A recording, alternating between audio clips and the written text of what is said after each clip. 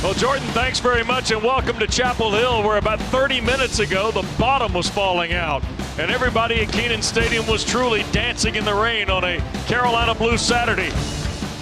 But now we get ready for the Tar Heels and Miami in a game that felt one way in July. It's very different in October. ACC Network Football presented by Subway from Kenan Stadium.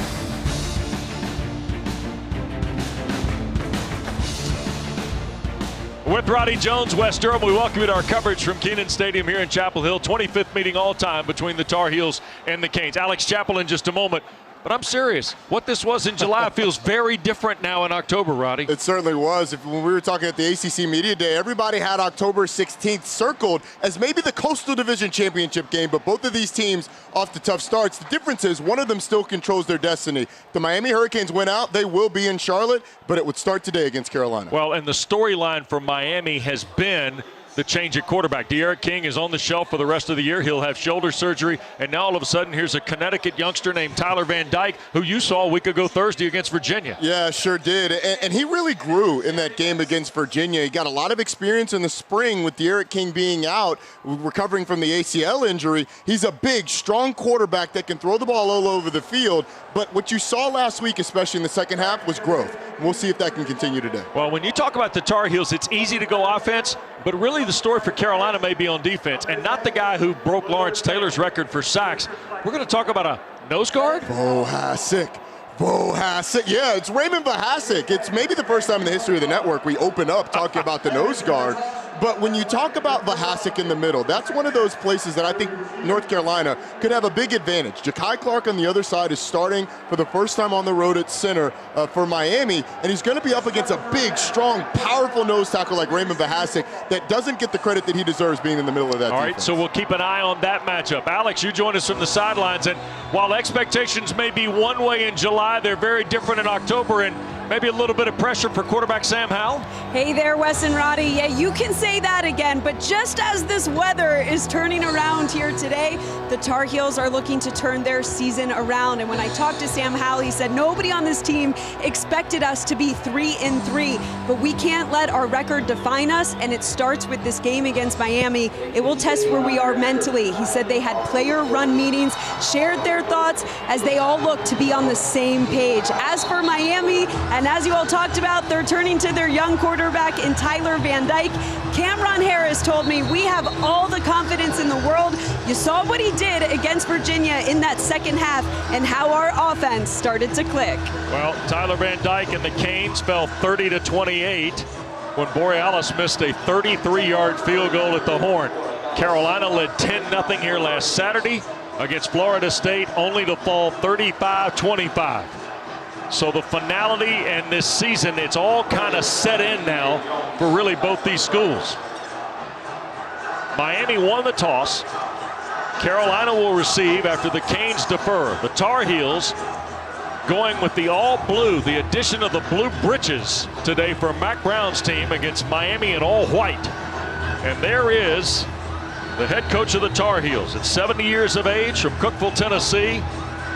Now at Carolina in his second stint, 18-13, 87 wins at Carolina, 262 in his career, and that's second most among active Division I coaches, trailing only Nick Saban. And away we go from Chapel Hill. There'll be no return by Emory Simmons.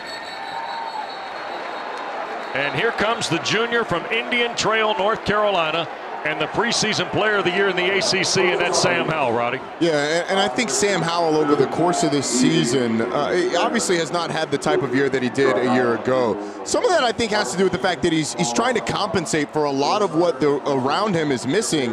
The one thing he has done extremely well this year, and much better than a year ago, is run the football. He's been a big-time threat on the ground. Tennessee transfer Ty Chandler with him in the backfield. Garrett Walston, the tight end. 3 receivers for Howell, and that's the explosive downs in motion.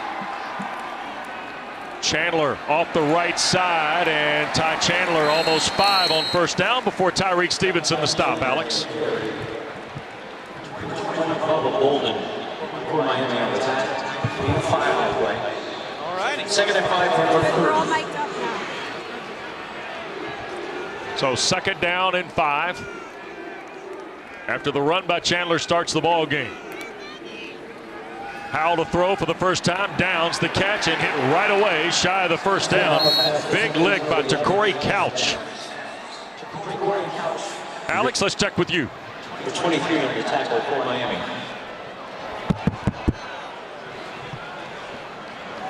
What do you need me to hold? So it'll be 3rd and short after a run by Chandler and a throw to Downs. And the first 3rd down as the sun starts to peek in from behind the rain clouds. Uh-oh. Miami with pressure, give to Chandler. He will fall across the 35. Canes decided to tighten it up in the front there, Roddy. Yeah, they certainly did. Expecting run on 3rd and short. A lot of guys around the line of scrimmage, but North Carolina, that offensive line, able to create just enough of a crease for Ty Chandler to get the first down. And Sam Howell checks to the near side, and that's Phil Longo, the offensive coordinator, signaling in the plays.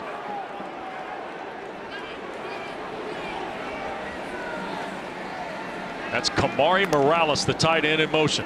1st and 10, quick throw on the slant, batted in the air, looking for Justin Olson, and TeCorey Couch stuck a hand in to create the deflection. It's a great break by TeCorey Couch. He almost had the interception there. But on the other side, you're seeing Justin Olson getting the start at that left receiver. Yeah, TeCorey Couch very well could have had an interception. It's probably a pretty good defensive play by Justin Olson. So 2nd down, snap to Howell on the perimeter. Here's Downs with blockers. Josh Downs across the 40, and they'll spot it at the 42. Tackle made by Mari Carter, the senior from Riviera Beach, making his 21st career start today for Manny Diaz's club. Well, look, you look at Josh Downs, and he is a guy that's going to touch the ball today. A guy that 49 catches already through the season, through these 6 games. The ball's going to find 11, and that's going to be the big test for Miami, tackling an open space against Josh Downs. So now 3rd down for Carolina, forward to the 1st. Opening possession of the ball game. Howell from the pocket, flushed out, can run and will. 1st down and a slide shy of midfield for Sam Howell.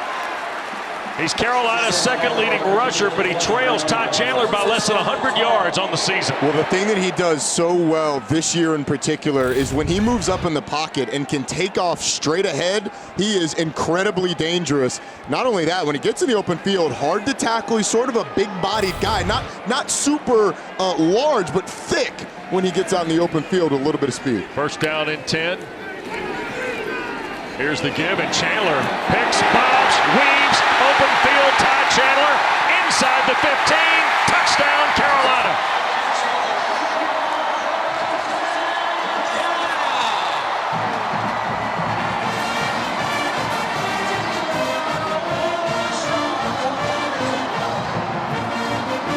Wes, Miami fans, you may be having PTSD from what happened last year. Ty Chandler gets the handoff, a missed tackle by 2 Miami defenders, and it looks a lot like what those running backs from North Carolina did a year ago. Javonte Williams and Michael Carter had a field day in this game. Point after is good by Atkins. 7 plays, 75 yards, 3:03. Time of the drive. Ty Chandler has his 6th rushing score of the year here, Roddy. He certainly does. A missed tackle, turns on the burners, and gets North Carolina on the board.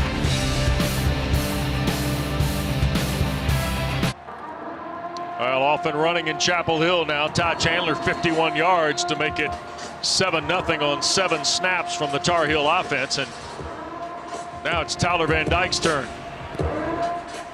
And there'll be no return by Miami. So 1st and 10 for Van Dyke and the Canes.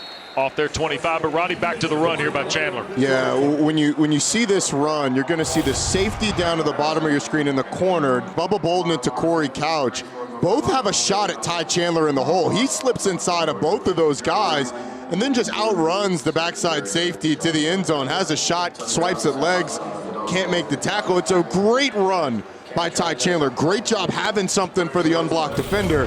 But if you're Miami, you got two guys there to make a shot. That tackle has to be made. Couldn't have asked for a better start, Alex, by Ty Chandler. Yeah, well, when I had a chance to catch up with Ty Chandler, he said he saw what the running backs did last year, and that was a big reason why he wanted to come here. There's a throw off line on the first snap for Keyshawn Smith off the hand of Tyler Van Dyke. Yeah, I can see where Javonte Williams and Michael Carter would inspire people to come to Chapel Hill and run the rock. Well, not only that, everywhere Phil Longo's been, they've been able to run the football. But Miami on the first play with a little bit of trickery, a flea flicker. Tyler Van Dyke just missed the throw. Pistol set for Van Dyke.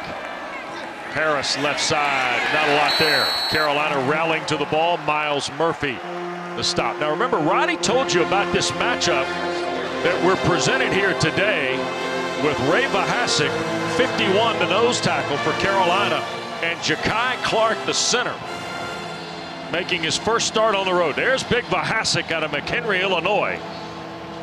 Fun to visit with yesterday, by the way. And then Clark, there's the pivot. Young man from Grayson High School in Loganville, Georgia. 3rd and full 9. Van Dyke cuts it loose, incomplete. Thrown slightly behind the intended receiver, Keyshawn Smith, and Miami's done in 3 snaps on their opening drive.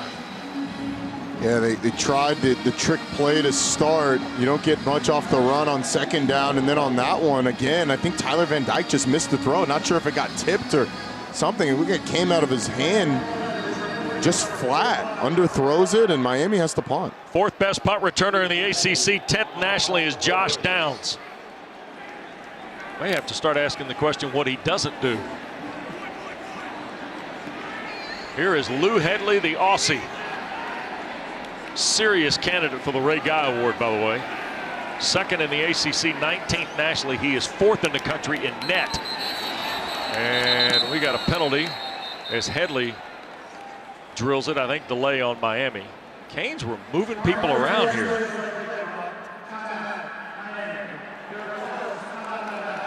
I'm not sure why you take the time out there, honestly, Wes. I'm not either. We'll take the break with them, though. 7-0 Carolina early in Chapel Hill.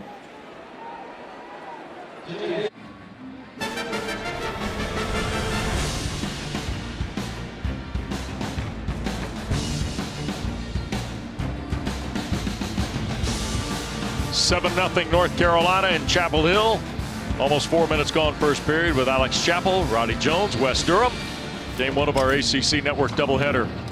Drive a moment ago for Carolina. Pretty simplistic, Roddy. Yeah, it was. It started with the run with Ty Chandler. Ironically ended that way too, but Sam Howell gets going running the football as well, something that he's done really well this year. Ty Chandler makes a couple guys miss, goes 51 yards to the end zone, and that's what this North Carolina offense wants to be at its best. Drive recap presented by Marathon. So the Miami timeout after the Canes go 3 and out. Howell will wait.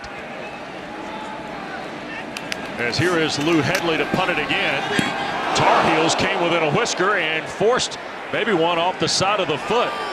By Hedley's standards, not a great punt, but it's still into Tar Heel territory around the 40-yard line. Wes, we've seen a possession for each team, and already the excitement, the energy seems to be on the North Carolina side, and maybe that's because of the way the first 2 possessions have gone, but this Miami defense, you need a stop on this one. I'm not saying like the game's on the line or in the balance, but just from a confidence standpoint, the way this game went last year, the loss that they took 16 days ago to Virginia, getting a stop here would help them a lot. Chandler the back. In motion. Carolina sends Antoine Green. It's intercepted. There's the play. Jahfari Harvey, touchdown Miami. You said they needed a stop, Roddy. That's the enhanced stop right there. Not only do you get the stop, but you put the ball in the end zone and say, offense, you guys take a break. What a play by Jahfari Harvey. That is, I mean, this is as good of a play of a defensive end as you'll see. Bats the ball in the air and is able to pick it off. You could tell from the way he came off, he read Sam Howell's eyes. It's just an easy bubble that Sam Howell's trying to throw, but Jahfari Harvey picks it off and takes it for a touchdown. By the way, Wes, this is a turnover chain and touchdown ring celebration right here. You get both of them, you go pick 6. Wow. Extra point by Borregales is good. Another look at the interception, the 6th of the year for Sam Howell. Just look at how athletic. 12 on the left side of your screen, defeats the cut, hits the ball up in the air, picks it off, then takes it for 6. The key on that play is getting the cut. You try and get the defensive ends hands down. Harvey, though, able to bounce up and then catch the football and take it for 6. What a turn of events for Miami. An excellent play on the defensive side of the football. Where are them touchdown rings? Yeah, take the touchdown rings too. Get the touchdown rings too. Put the touchdown rings on. All the accessories. Well, 7-7 our score, and now the Food Lion food for thought maybe. Keys to the game, Roddy. Huh? Oh, man. Well, look, Miami needs to create explosive plays and turnovers, and they did that right there. And the second thing, tackle the football, which they didn't do on the previous drive. And then look, when North Carolina, it's going to come down to line play on both sides. The play on the line, or the offensive and defensive line, are going to be huge. And then defensively for North Carolina, they got to talk.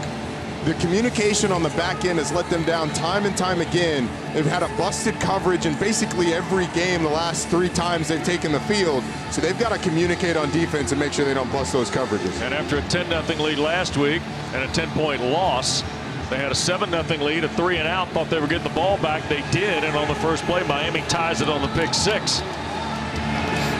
And now we go back even again. No return of the kick. Tar Heels will go from the 25 with their 3rd possession. So that was a defensive end. Does that count as a big man touchdown? I mean, he's not that big, but he's a defensive lineman. I think I'm going to call that a big man touchdown. You know what? I think that's really more for Matt Clain and EJ and Jordan to. Yeah, they're going to have to weigh in. Maybe after dark they'll weigh in. But yeah. I'm gonna say 252 pounds is what Harvey's listed as. I'm going to say that's a big man. I'm going to say that's a Matt Clain discussion. It's his vote. He's singular on that, wouldn't you? Okay. No, it's got to be a group decision. Collective effort. My vote's in there. Here's Howell from the gun. Let's see how the quarterback of the Tar Heels responds. On the corner, Chandler. Nicely done for 9 yards on first down by Ty Chandler, running behind Jordan Tucker. And again, 2 broken tackles on that play. Misses one in the backfield, makes a corner miss to get a couple extra yards up the sideline. Missed tackles, Miami statistically is the worst tackling team in the country, and it is shown early on. 2nd down and 1. Clap of the hands, here's Howell. Tries to keep it right side. He will pick up the first down. Alex, the focus and the intensity of that focus on Sam Howell, man, you got to be strong emotionally and mentally to fight through what he's going through, I think. Yeah, no doubt about that. When I was talking with Sam Howell about facing adversity, not just with this team, but for him personally, and he said it's early in the season, early in his career, he struggled with it. So he tries not to get too caught up in the highs and lows because it keeps you from staying locked in. Here's a quick throw on the perimeter. Chandler has been a major piece of this early, and that's another first down out to the 47-yard line before Steed made the tackle after a throw of 10 yards. That's the play that they were trying to go to on the pick 6. Just trying to get Ty Chandler out in space with a couple blockers out front. You can see North Carolina is going to test Miami's ability to tackle in space. With Ty Chandler, with Josh Downs, and with Sam Howell over and over and over. We'll see if this Hurricanes defense can do it.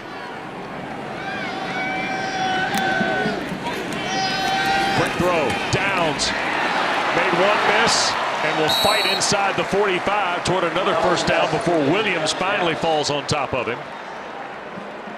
And it's going to be just shy of the first. Josh Downs and Jordan Addison, who's also playing this afternoon, of Pittsburgh. Those 2 guys, Roddy, are starting to separate themselves in the ACC. Dontavius Wicks certainly on the list, too, at Virginia. Yeah, well, Josh Downs has been fantastic, and every time he catches the football, Miami fans should hold their breath because of his ability to make you miss, the short area quickness, and then the long speed that he has.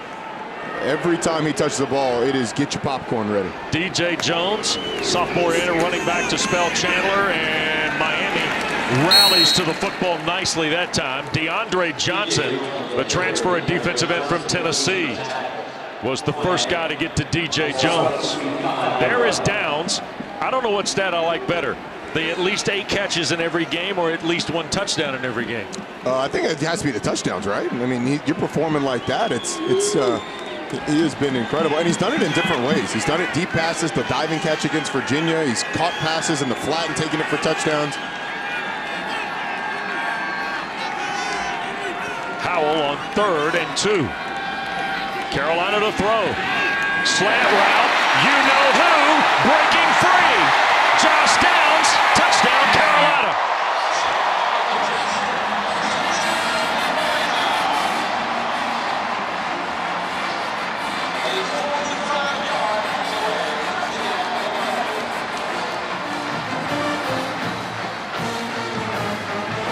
Was that to get your popcorn ready? Is that what you were talking about? Absolutely. And look, his ability to change speeds is what makes him special.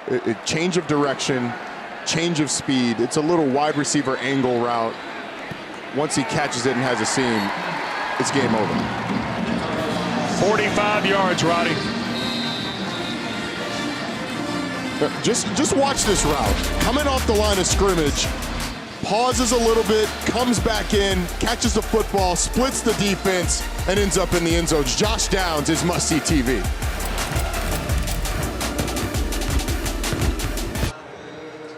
Another touchdown for Josh Downs, 8th of the year.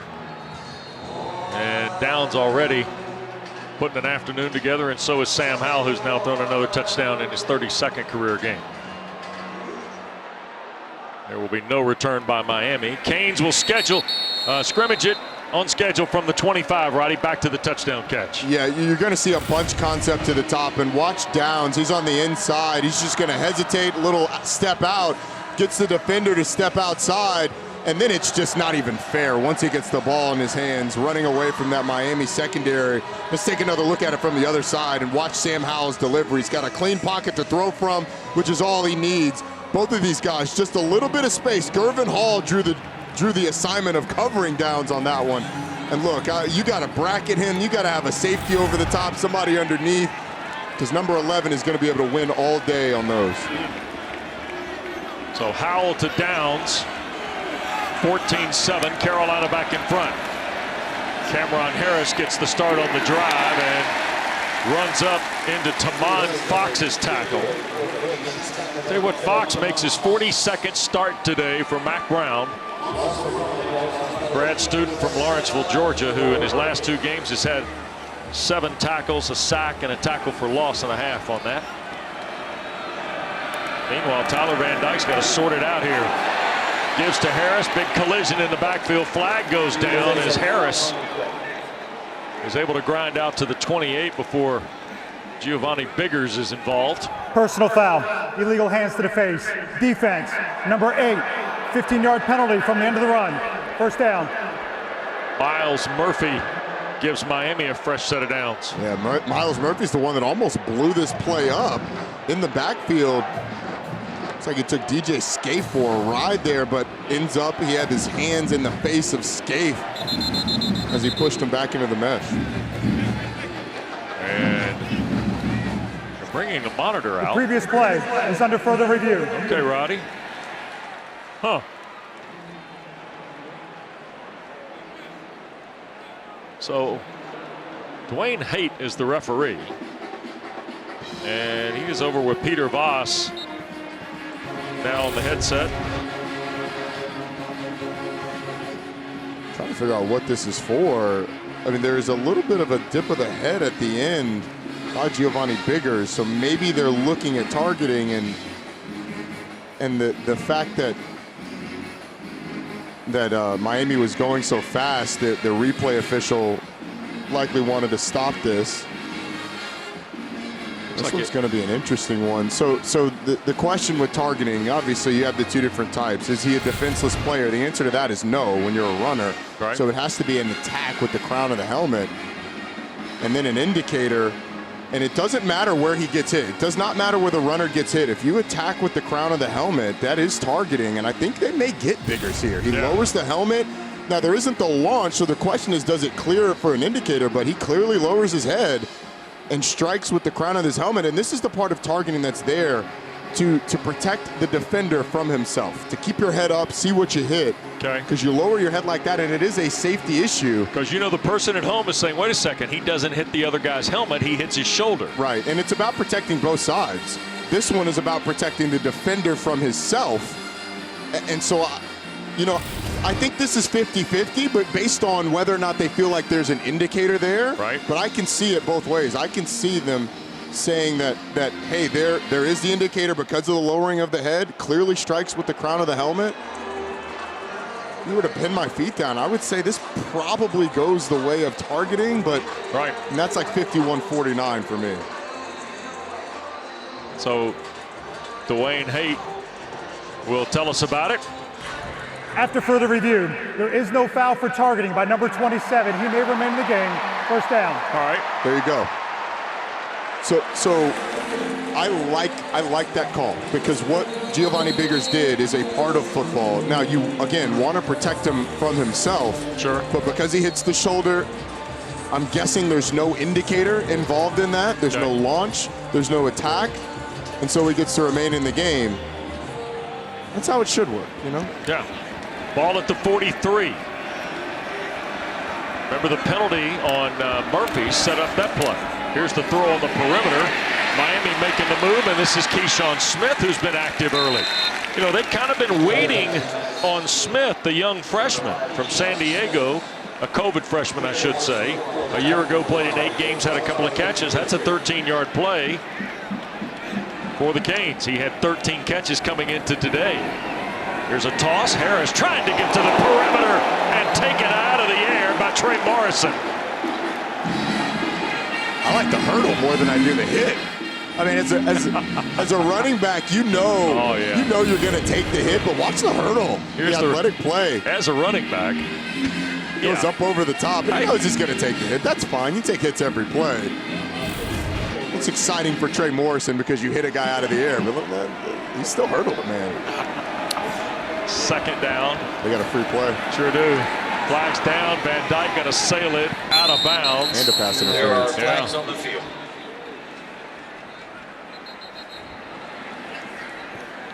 Van Dyke was thinking about the backyard in Connecticut on that rollout. Oh, that's what you're coached to do. The line doesn't move, you roll out, throw the ball down the field. There are 2 fouls on the play, both by the defense. Offside, defense, number 8. That penalty is declined. Holding, defense, number 20. 10-yard penalty, automatic first down. It's on the sophomore Tony Grimes. That was here on the boundary side. So that'll move them into the Carolina 33 and a first down.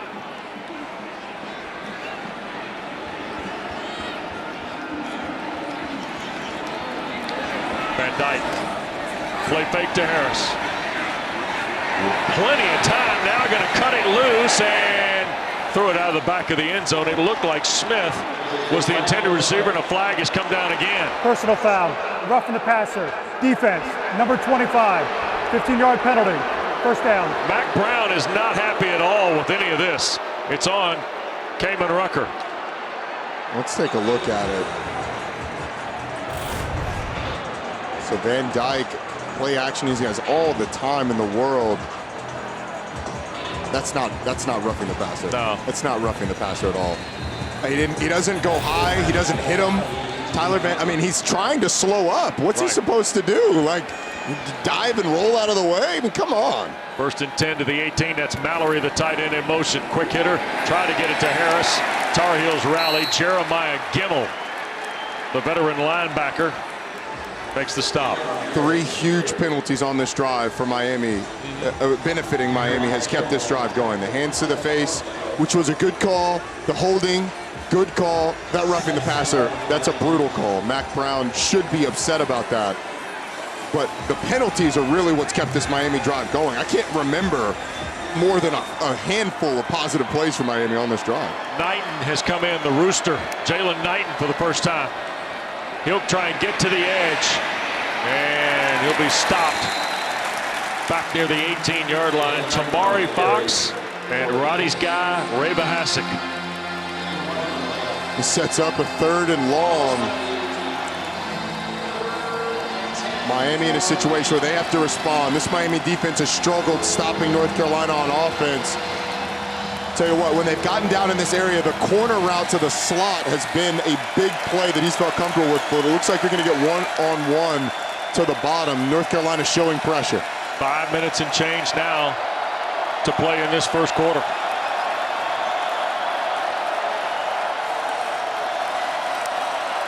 Van Dyke, pressure coming, he'll be sacked.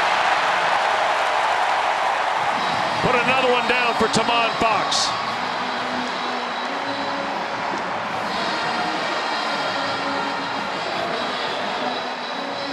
Carolina has struggled at times getting pressure on the quarterback, but Tamon Fox just comes scot-free. I mean, Miami slides the protection and either puts a run, there's either a bust on the left guard or you're putting a running back on a defensive lineman. Either way, it's bad ball. And Tyler Van Dyke is worse for the wear because of it. 44-yard try for Borregales. Longest of the year, 55. He missed from 33 to end the Virginia game. Kick away, and it is good. So Andres Borregales bangs it home to make it 14-10 with 4 minutes to go in this first quarter of play.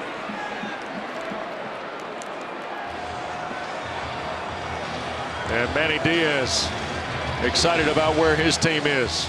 Jay Bateman, it's kind of self-inflicted to set up the drive, Roddy. Those penalties. So let's go back to the sack, because on the left side you've got the entire offensive line sliding to the right, and then what I think typically happens there is the tackle slides as well, and it's the tackle that ends up on the guy coming straight up the middle, and the running back goes out to block the defensive end.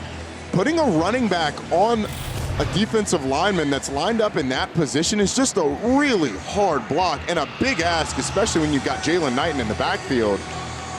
So again, like, we're not in the huddle. We don't see what's going, or we don't hear what's going on from an overall standpoint in terms of the play call, but it's a tough assignment if that's the call for Jalen Knighton. Right.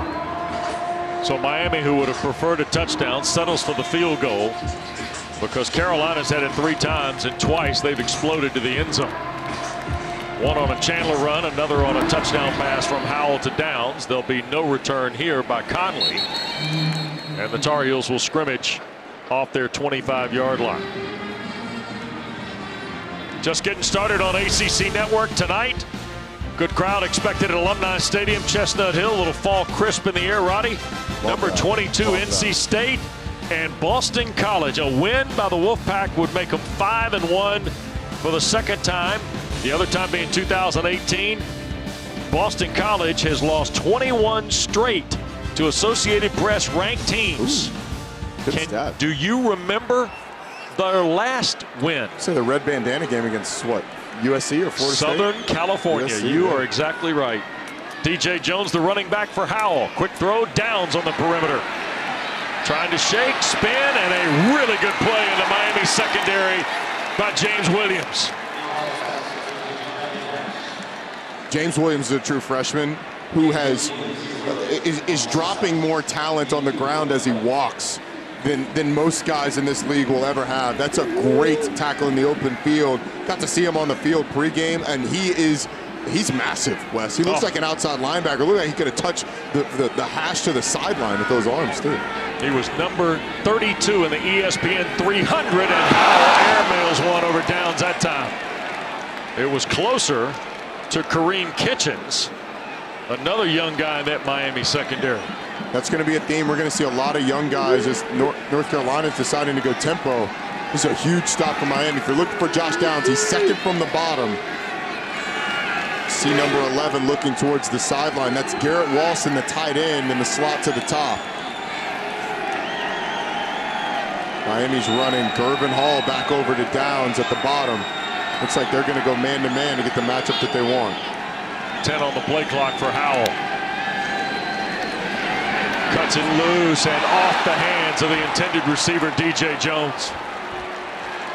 Oh, and if Jones catches it, Roddy. He may hit his head on the goalpost, Wes. I mean, full head of steam. There is nobody there. Bubba Bolden is the only one that has a shot, and he's moving the opposite direction of where DJ Jones would have been running. That ball just a little too hot. Sam Howell, not his best possession. A couple of errant throws on that one, and a good stop for Miami on defense. Here is the freshman Jacoby George waiting to take the punt from Ben Kiernan, the young man from Dublin, Ireland. Kiernan, by the way, 44-yard average. He hangs this one high along the hash mark. George wants to play off the 25, steps through 2, 3, and knocked out of bounds at the 37-yard line. So 49-yard punt, 12-yard return, and Miami going to get a crack of it now with Van Dyke here. Well, a moment ago earlier in this first quarter, the University of North Carolina honored one of their longtime staffers, the director of Kenan Stadium, James Sperling. And every program, Roddy, has a James Sperling, right? I mean, it's amazing. This guy's been a fixture in Chapel Hill for better than 50 years in an association with the university.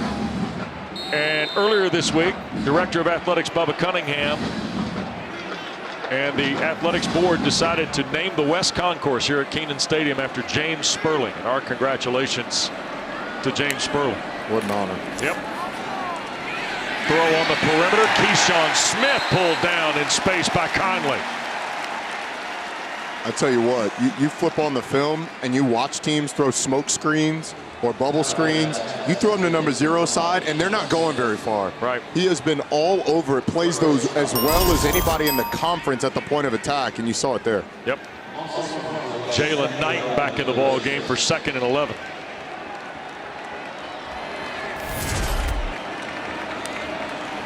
Carolina by 4. Van Dyke, quick throw, boundary side. Harley stepping out of bounds.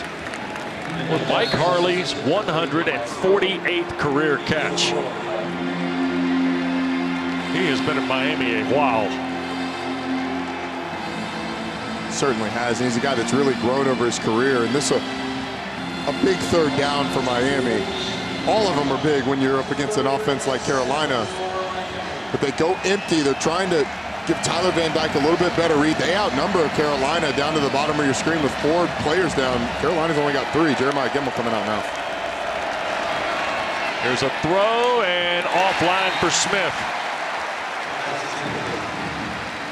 So the Canes will have to punt. Only 12 yards of offense for Miami, 151 for Carolina. And I don't love that call on 4th down. You're going one-on-one to the boundary with your freshman receiver. I know he's talented, but getting off press coverage for a young player and making that play, it's a tough play to make. I'd love to see them gone down to the bottom of the screen where they had more players in Miami. There's the punt from Headley, and it's a good one. Downfield, but it drifted on the far sideline. We'll see where they spot it. 19-yard line. So Lou Headley bangs one inside the 20, and Tar Heels take over with under 2 minutes to go. You know, this offensive start for Miami has felt a lot like their last game against Virginia. And in that game, the defense really kept them in there until the offense got going. It's a much tougher task against this North Carolina offense when they're playing well. I mean, Virginia can put up points and scores. They did a decent job of keeping them in the game. It's going to be imperative today, too, it looks like. Chandler back in the ball game as the running back with Howell. That's Walston, the tight end, in motion.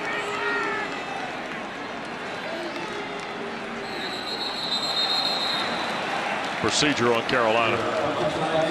It looks as if Keyron Johnson, the center, might have flinched Ball here. Start. Offense. Offensive line except the center. 5-yard penalty. 1st down. I think Keyron Johnson forgot the snap count. Everybody but you, big fella. Yeah. Yeah.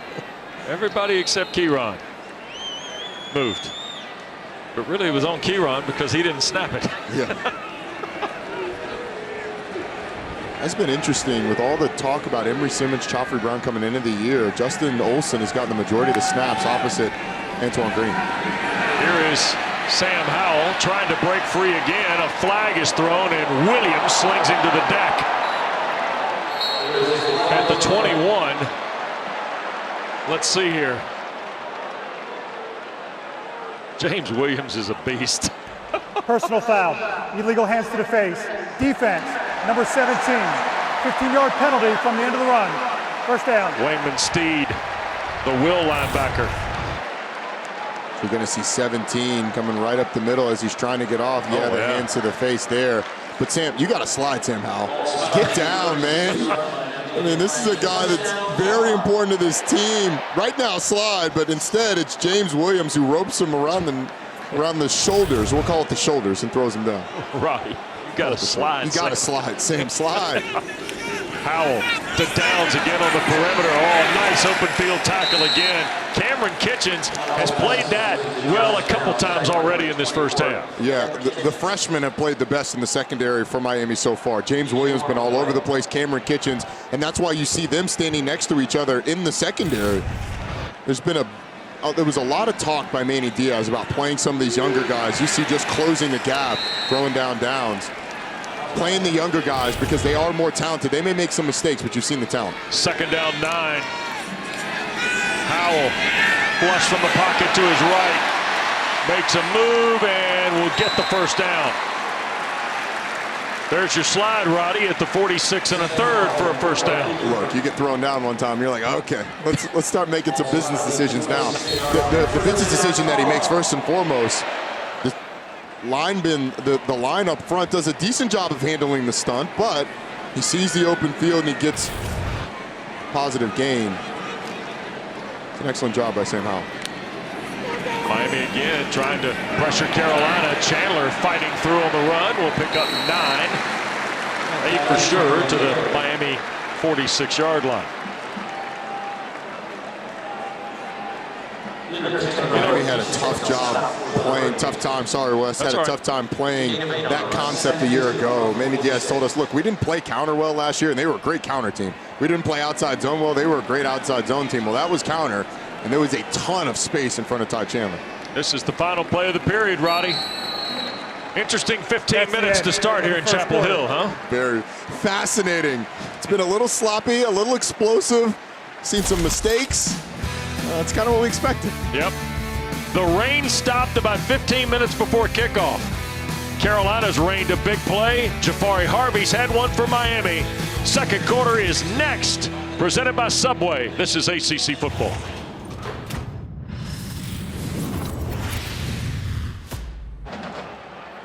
Second quarter from Chapel Hill. Tar Heels with a 4-point lead on Miami. We got a procedure call to start the quarter, I believe. Let's see. Phil Longo has already come off the Tar Heel bench with wide receivers coach Lonnie Galloway, because I think Longo, Carolina was ready to snap it, and then something happened. Look at Miami making a change here. There is no foul on the play for illegal motion. Second down. Phil Longo, let's roll. Let's roll. Yeah, we were trying to roll, and they dropped a flag. Right. I mean, it slows down the operation. Yeah. Same motion.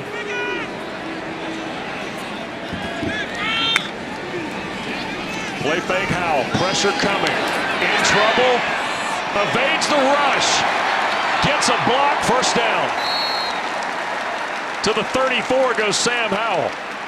That play is completely made by Sam Howell. He had Antoine Green down the field if he had time to throw it.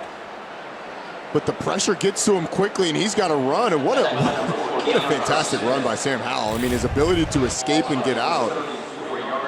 After the play fake, the pressure's all over him. Harrison Hunt gets to him, and then once he gets in the open field, shows how dangerous he's become. Keontre Smith, the hit at the 34. Ty Chandler, and he'll run to James Williams for a gain of 4.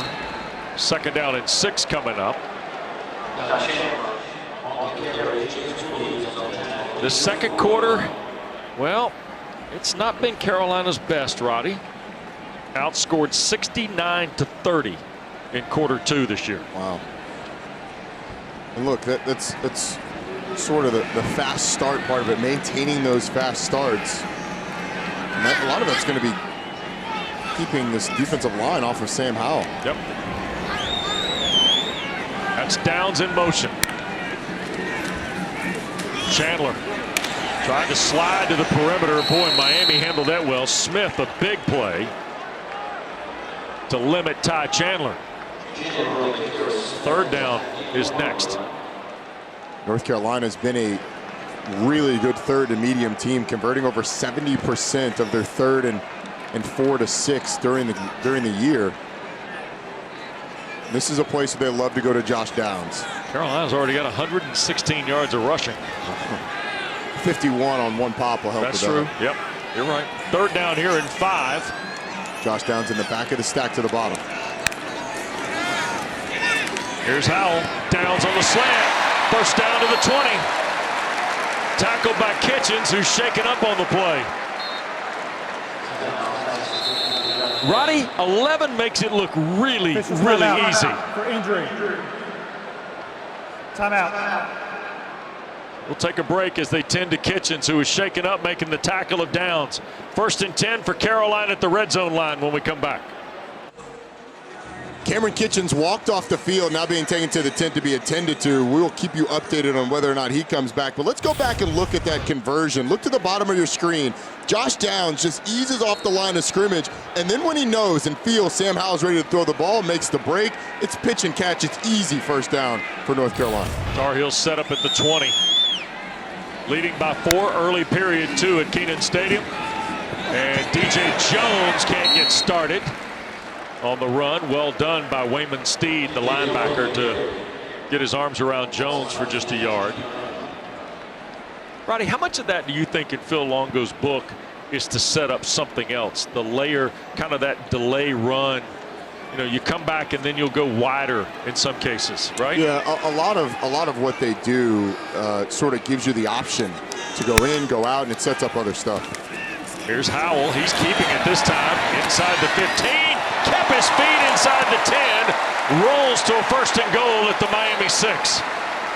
Garrett Walston helping out the tight end for his quarterback in the run game. Yeah, and I think Sam Howell expected them to tackle him. It didn't expect to get through that. But watch this. You get counter action to one side. He pulls it so that Miami can't play it on the backside, and then just guys trying to knock Sam Howell over, doesn't secure it. He could have scored and he had kind of expected to come through it. Yeah. It was absorbing the hit. Corey Flagg banged into him, but didn't knock him over. Here's Chandler on the first and goal play for a yard. Bubba Bolden stuck his nose into the business at the safety spot for Miami. There's a look at the junior from Vegas. A year ago, a semifinalist for the Thorpe Award. Comes in with 34 tackles, Roddy, but hadn't called his name much at all here in this first half. Yeah, and he's now part of that rotation at safety so that they can get guys like Cameron Kitchens more reps. James Williams is really the one that doesn't come off the field very much.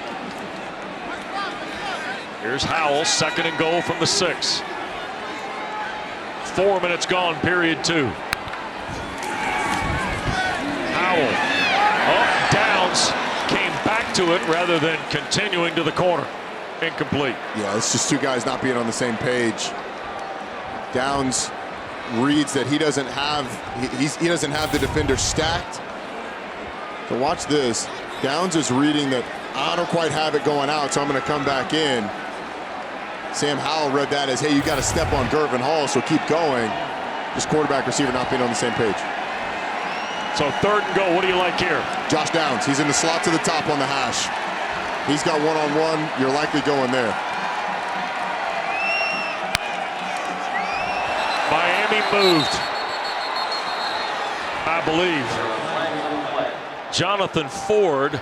Prior to the ball being snapped, offside, defense, number 96 with contact, half the distance to the goal, third down.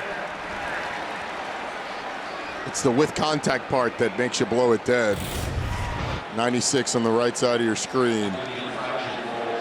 Yeah, you can't hit the guy.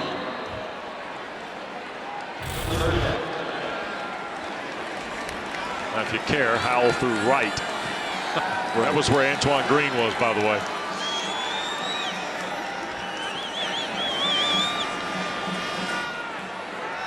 Two tights to the bottom of the screen. Howell. That ball caught. Touchdown. John over. Second catch of the year is a touchdown.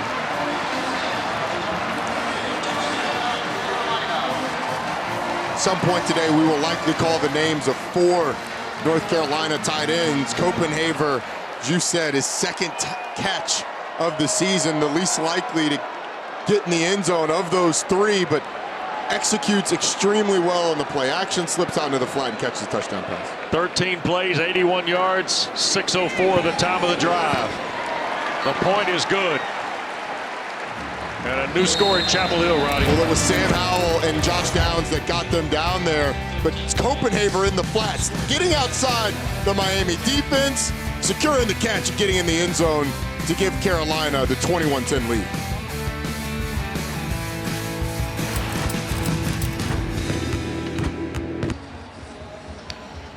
Well, North Carolina's now got a 2-touchdown advantage on Miami, or 11-point advantage on Miami after their second touchdown in the last 3 drives.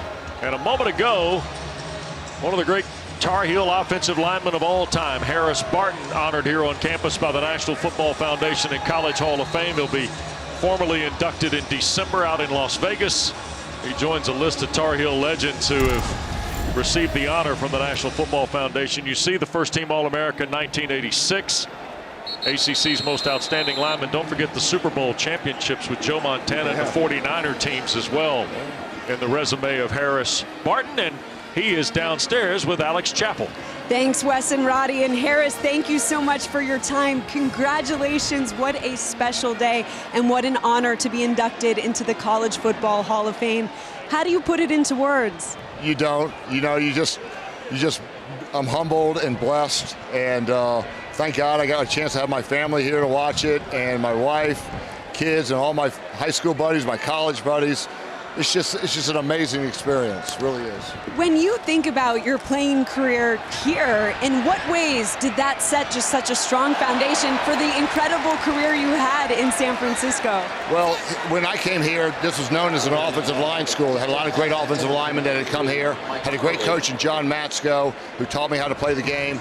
And it just kind of, we had a big passing attack, which really set up for my pro game. And just had good running attack with Ethan Horton and Tyrone Anthony. Everything kind of worked. And so when the 49ers were looking for an offensive tackle, they picked me because I had great experience here at Carolina. Oh, that's great. And as you look at these players now with the experience they're getting, but this season 3-3 as they're looking to turn things around, what advice would you give to them? My only advice, I've watched all the games, and it's just that they're missing 1 or 2 plays. Somebody's dropping a ball, somebody's missing a tackle in crucial situations. If they just clean that up, this is a team that could go to a bowl game and could be, could have a great rest of the season. Harris, thank you so much for your time. Wes, Roddy, back to you. All right, Alex, thank you, and congratulations to Harris Barton of Dunwoody, Georgia. Van Dyke flush from the pocket on 3rd and 10, looking for the first down, and will get it.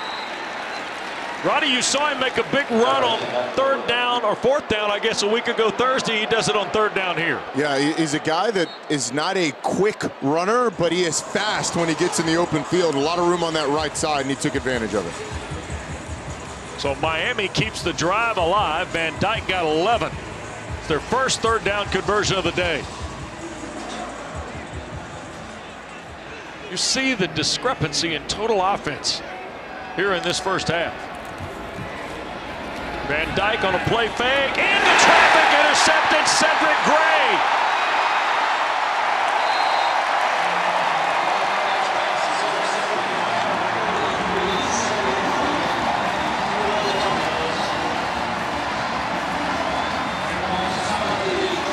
It's an ill-advised throw by Tyler Van Dyke.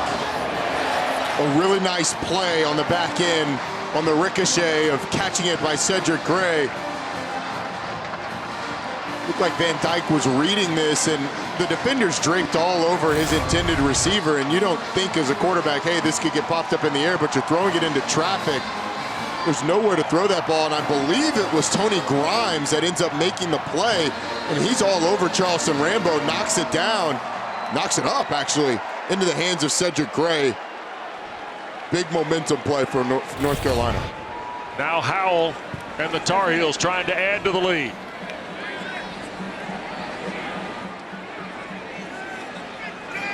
And now he's going to take a timeout.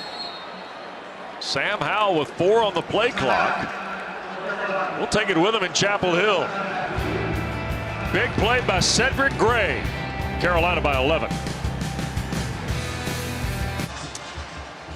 Well, Cedric Gray, the interception, the Tar Heel linebacker, who came in with 21 stops in his last 3 games, Roddy, but Sam Howell gets the ball back on the red zone doorstep. And he's been on fire. It's been mostly him running the football, which has been a big part of his game this year, but when he's not running it, he's throwing it to 11. And 11 has done a great job so far. Sam Howell's legs have been, again, the big difference, and then another touchdown to his tight end, that being John Copenhaver. Sam Howell's been on fire. First down give, DJ Jones left side, slips through for 9, almost 10 before Steed, the linebacker, cleaned it up for Miami. The push by this Carolina offense has been impressive. I mean, DJ Jones has taken that sort of gather step 3 yards down the field, which means the offensive line has moved the defensive line more than 3 yards down the field. Jones will stay in the game.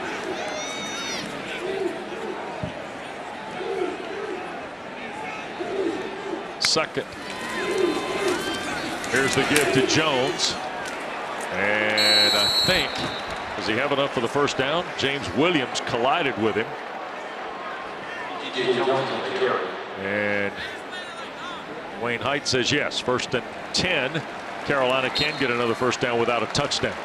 As Carolina gets closer to the end zone, Miami has to bring more bodies down towards the line of scrimmage to sell out to stop the run.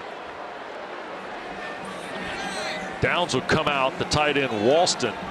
Roddy, I was going to note this before the Copenhaver TD catch a moment ago. 88 Morales has been a TD machine at tight end for Carolina. At 4 on the season, 1 last week as well in that game against Florida State. Yep. 4 straight games with a touchdown catch. Give is to Jones. And he just kind of moves that stack toward the 9.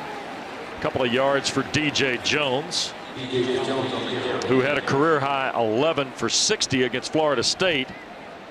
He had 15 carries in the previous 5 games, but got 11 attempts in last week's loss to the Noles. Phil Longo, the offensive coordinator, also signals the plays in, does it from the sideline. Josh Downs going to the top of your screen. He's the second man from the top.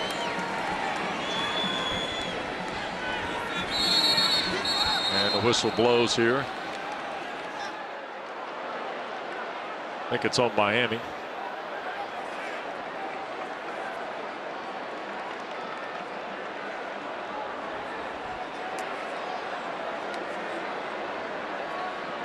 Well, left guard Joshua Ezeudu was pleading his case to the referee, Dwayne Height, imploring and pointing at the Miami defense, maybe trying to get a simulation call. Sam Howell was stepping over to litigate on his club's behalf and was asked to step away. Now he's following. It's a long discussion about what is Manny Diaz now has come off the Miami bench. False start. Offense. Number 72. 5-yard penalty. 2nd down. And I think Roddy, I think Richards is guilty of the penalty, but I think what you're talking about is there's something going on between Carolina and Miami in terms of verbal cadences, right? Well, this has been something that we've seen a lot this year in college football. Defenses clapping. Right. Like everybody claps, but offensively, so much of what you do to signal the snap is clap now. And so we've seen a lot of these delay of game penalties for defensive simulation of the snap count a lot. And that time, Carolina saying they were doing it, but the call goes against the Tar Heels. Yep. Howell with a bunch look here to the bottom of the screen.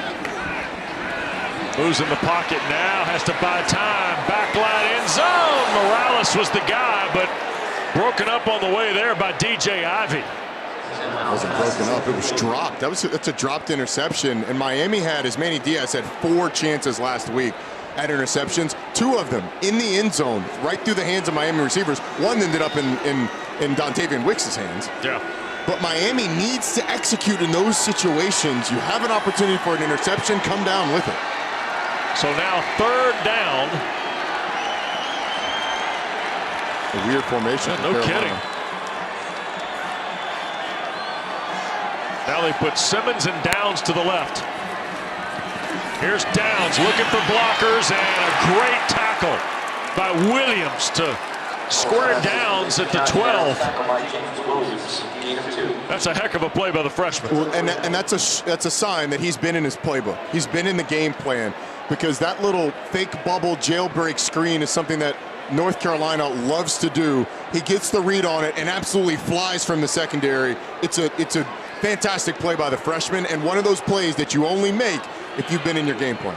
So the interception by Gray, and Carolina hoping to take a field goal away from it. And the try by Atkins is good, and a flag down. So hold on just a second here.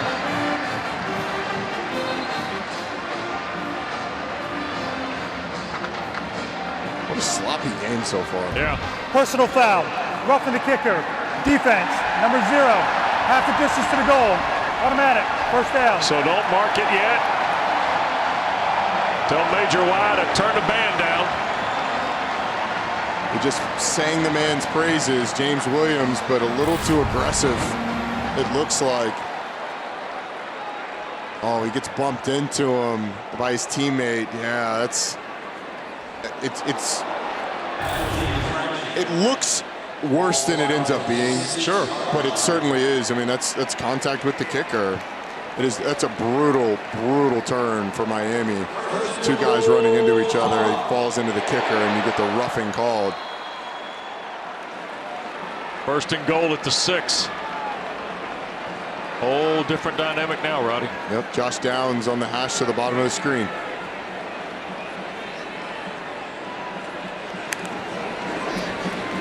Howell will keep.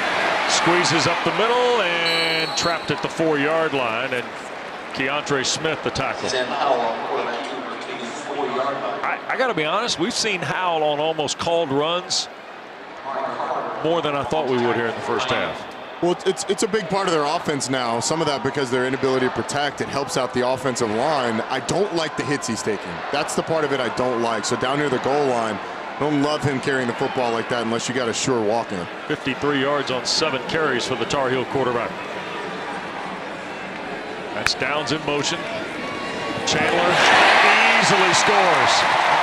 2nd touchdown of the day for Ty Chandler.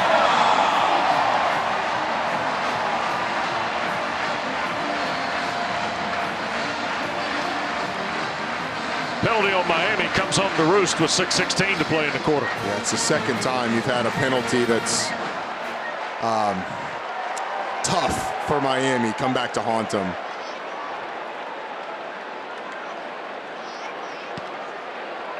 Atkins now to make it 28-10. And it's the run by Ty Chandler after the roughing the kicker call that ends up extending the lead to 18. Just watch the hole on the left side of your screen. That offensive line opens up. I could have scored on that one. Wes, you could have scored on that one. No. Here in Kenan Stadium, but nonetheless, North Carolina goes up 28-10.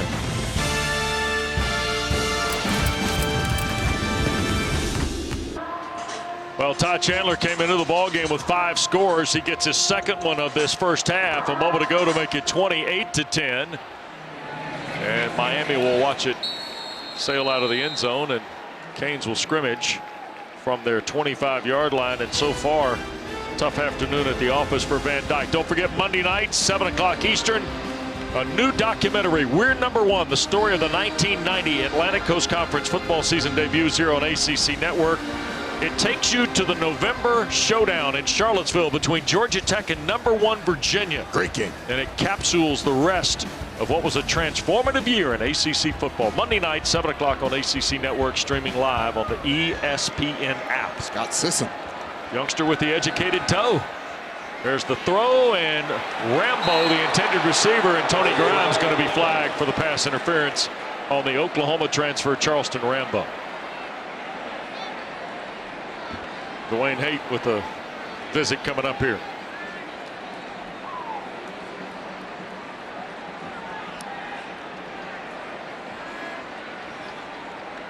Pass interference. Defense, number 20. 15-yard penalty. First down. Tony Grimes. Lined up against Rambo, gets a little handsy at the top of the route, doesn't allow him to come back, grabs the jersey. Good call by the officials. Jalen Knight into the backfield now with Van Dyke.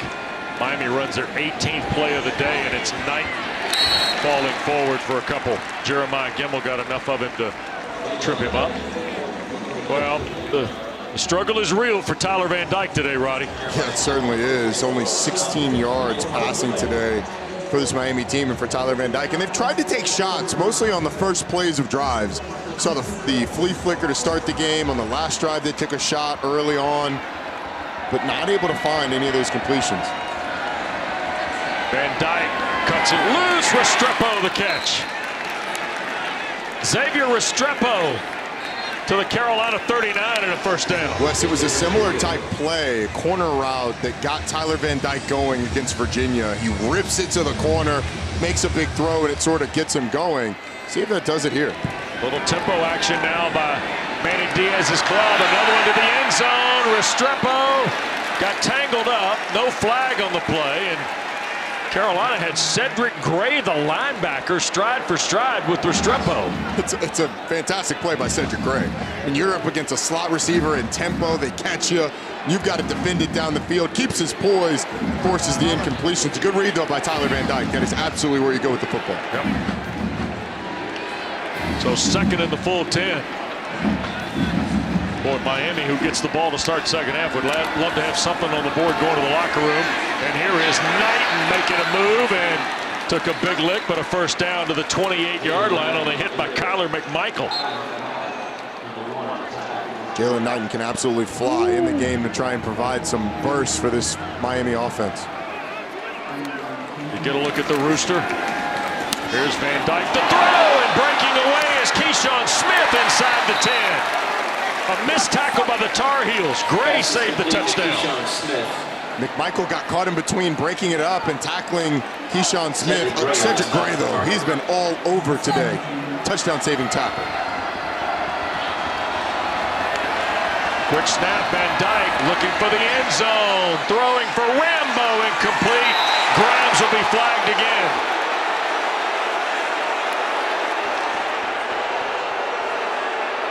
I think Tony Grimes is okay on both of the pass interference calls. He's okay until Rambo starts to go for the football.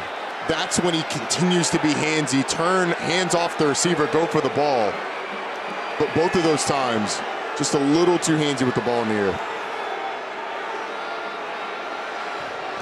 Pass interference. Defense, number 2. By rule, the ball be placed at the 2-yard line. First down. It was 20, not 2.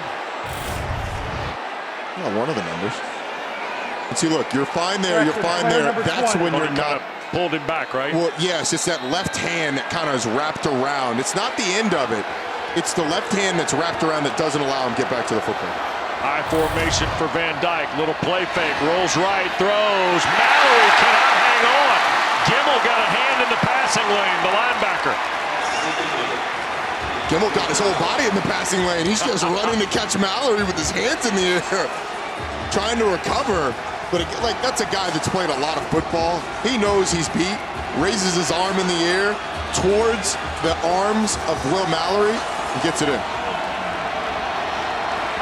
Tight end to the right, single receiver. They're going to hand to Knighton, and he'll plunge for the Miami touchdown. Jalen Knighton's first rushing score of the year comes with 4:33 to play in the first half. And Miami, again, the beneficiary of some penalties that helped them get down and this time punch it in the end zone. But how about Tyler Van Dyke? It took him a little bit against Virginia to get into this game. That drive, maybe the drive to get him going. It's exactly what it took in the game prior. This time, we'll see if he can continue. 7 plays, 75 yards, and 143.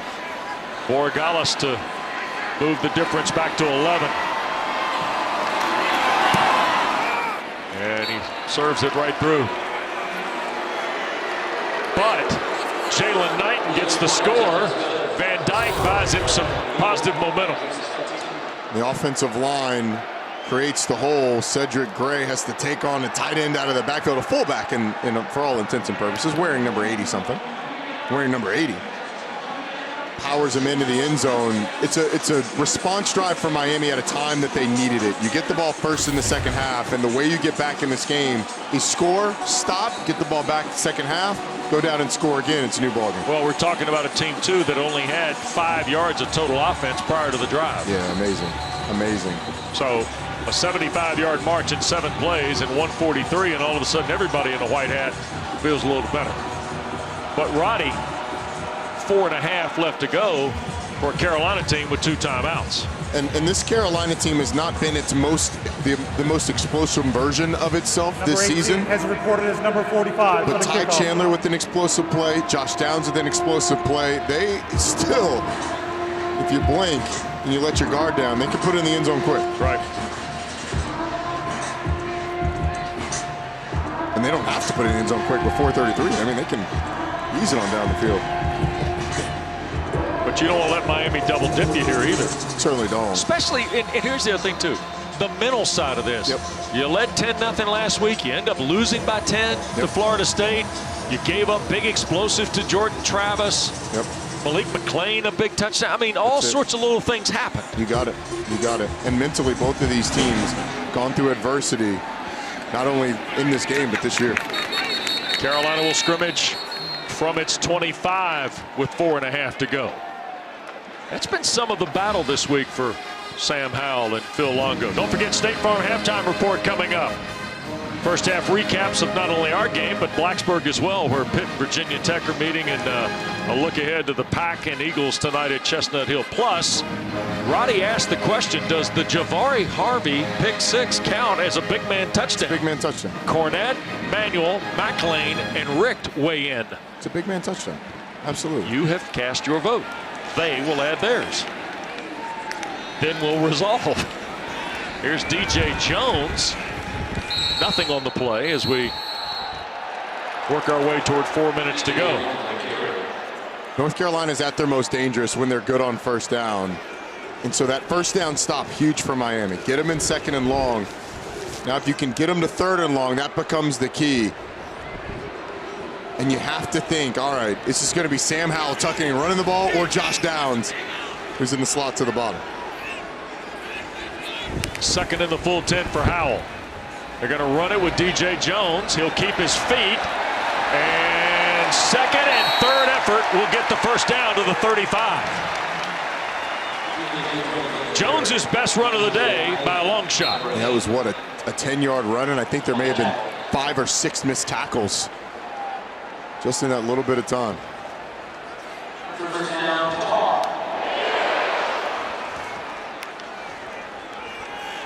Howell spins it middle of the field. Downs another catch. Working against Corey Flagg, the linebacker. And Josh Downs now with 9 catches in this first half. One thing that he does really well that I don't think he gets enough credit for because he's so good elsewhere is find space. And he's so good at finding those little pockets in the middle of the defense.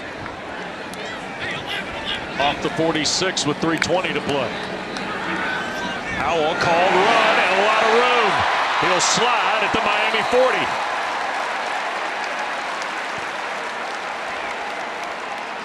It's a weapon, Roddy. This year, Phil Longo's had about as good a feel as anybody for that quarterback draw. You know, there's sometimes we see, you know, the counter read or the zone read, but that time it's just a straight quarterback draw, and there's nobody in the middle of the field for Miami. Yep.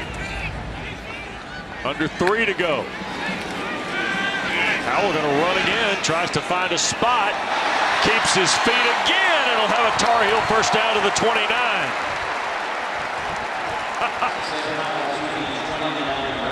All right, so we're gonna try and count the missed tackles on this one. Okay. It's another 10-yard run. Let's see if we can count them. And Sam Howell takes the snap, he drops back. I'm gonna count that as 1, that's 2, that's 3 right there. That's 4 in the open field. I'm gonna say, okay, you got him down there on the back end. It wasn't impressive. Howell thought about the quick throw. Now bullets one to Downs. And he will drive to the 45 with 2:25 to play. So you're going to stand at 4 on the missed tackles? Yeah, I'll say 3.5 because whoever was the defensive lineman, I didn't get the number, but he was kind of tangled up. But that was one of the keys. I mean, Miami has struggled so much this year tackling the football. We saw it earlier on the DJ Jones 10-yard run. 2nd down and 10, missed tackles, 10 yards. Same with Sam Howell here. Downs has a career high 10 catches in the first half. 2nd and 7. And Jones trying to find an alley and will be tackled on the shoe tops at the 25 by McLeod.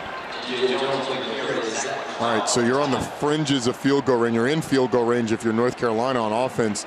Miami defense, this 3rd and 6, this is how you get your team in the game. You come up with a stop here, right, and limit the damage that's been done so far. Your offense isn't going to have a lot of time. 2 timeouts, though, so maybe you get a response, but the big thing is you need a stop. Josh Downs in that bunch formation, so dangerous to the top of your screen. Here's Howell at Miami bringing heat. Sam in trouble, and he'll be sacked. And out of field goal range, back at the 39-yard line, Keontre Smith. A tremendous play by Miami.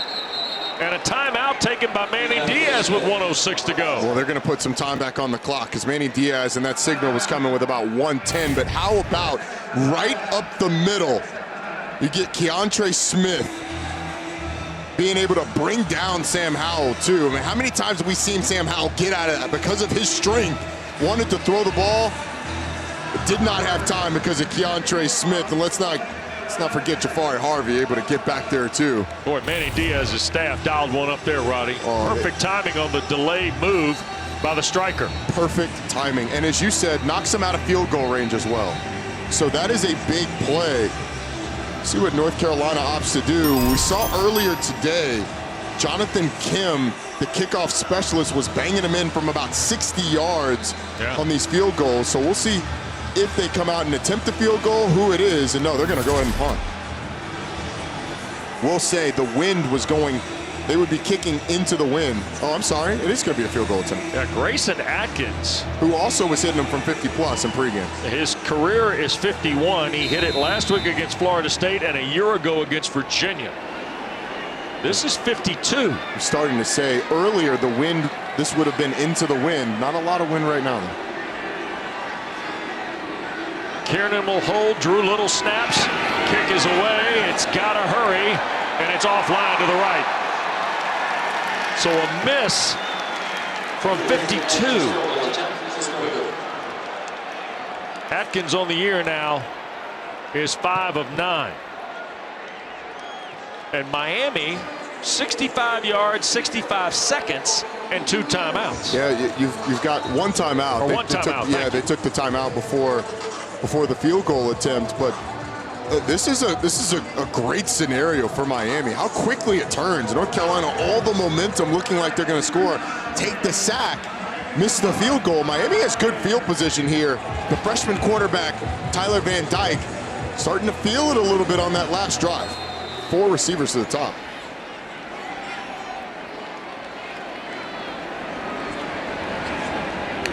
Van Dyke. Tar Heels rush 4. Long throw to the backside and dropped by Cameron Harris.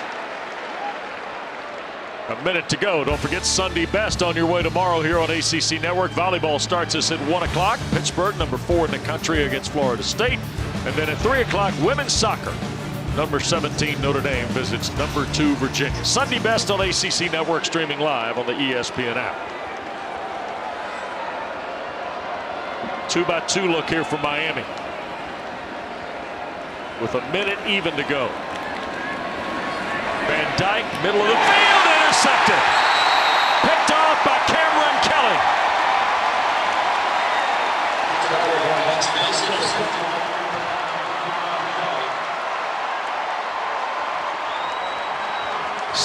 interception thrown by Van Dyke in this first half.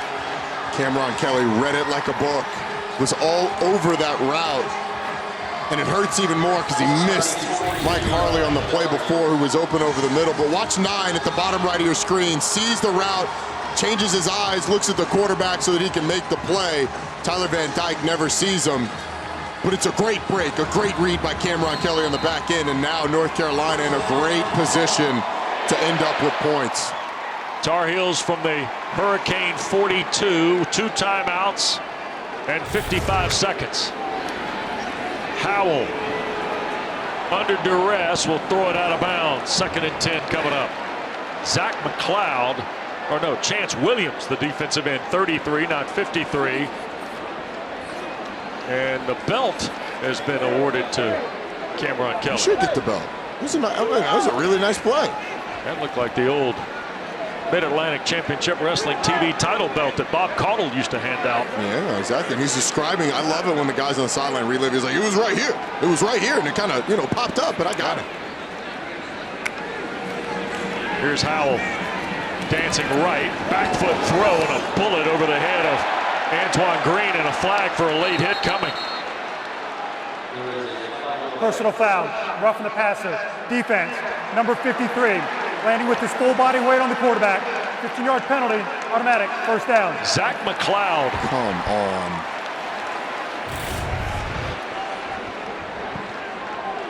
You're going to see Zach McLeod. Oh. I mean, what's he supposed to do? How is he supposed to land, Wes? Like, he's in midair. Sam Howell's in midair when he hits him. How is he supposed to not have that not happen? Right. Is he let go midair and like fall off? I get we're trying to protect quarterbacks, but I mean, he's going to make a play. And he grabs him while Sam Howell's in midair. There has to be some sort of discretion to say, all right, like, look, there's nothing else that guy could have done. Ball to the 27. Little delay, and DJ Jones. Carolina will have to burn a timeout here, and they do call it with 39 seconds left. And it's the second time we've had a quarterback a roughing the passer call that I have completely disagreed with it. And look, by the letter of the law, that may very well be right, roughing the passer. But if that's the letter of the law, then the law needs to be changed, because it's brutal. And it's at a time for Miami where they've got to stop. It's a crucial part of the ball game. And the fact that he gets penalized for doing the only thing he can do is just, I mean, it's ridiculous. Right. I won't say anything more about it. I'll move on. Kind of like the gray area of targeting, Roddy? Well, at least there's some gray area there. Like, I would love for there to be gray area here. Sam Howell is in the air. He's not going to pull off. So what else? Where is he supposed to land? His body weight can only go one way, and it's forward. Like, you can't change the way your body weight's going while it's in the air. It's ridiculous. I said I was done, and you guys brought me back. Now I'm done. I hear you. I'm finished. Okay. You sure? No. Okay. I'm done. North Carolina's got to take advantage. That's all I got to say. 39 seconds to go. 2nd and 6 out of the timeout. Carolina with 1 left, leading by 11. Howell cuts it loose behind Olsen. Justin Olsen was kind of lonesome out there in the middle of the field, Roddy. Yeah, he was. Miami's dropping numbers. They're able to get pressure, only bringing 4. So they're able to drop a lot of numbers. And Olsen did find a little spot, but because you're able to force Sam Howell out of the pocket, he's kind of scooting to his left. It's an errant throw. Josh Downs been very quiet here the last few drives. But there's been less man-to-man from Miami as well. A little more conservative play calling, although I think you may get man here. They were able to get to him on a blitz last time they did, though. 3rd down. You're going to get pressure from that left side. Needs 6. Howell in trouble again.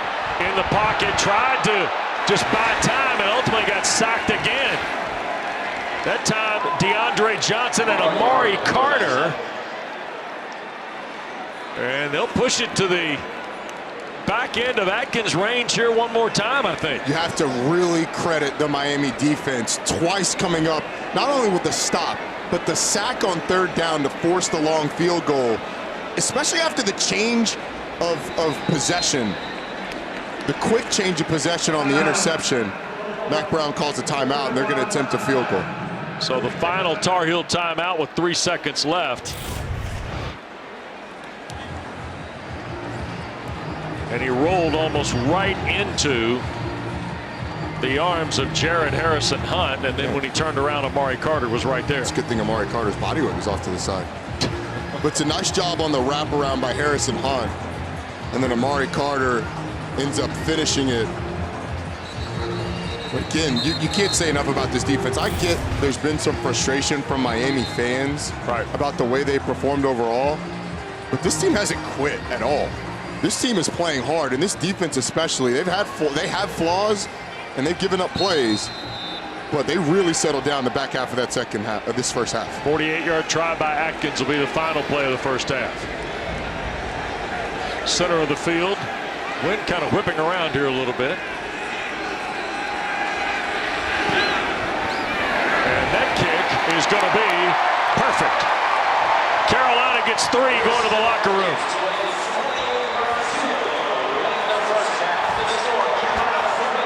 It's a nice job of the defense. I would consider that a win for Miami's defense, forcing Carolina to kick the field goal, especially after the interception. Grayson Atkins punches it through, and they may be down 2 touchdowns, but I think Miami's going to be feeling pretty decent on defense for how they did the back half of that first half.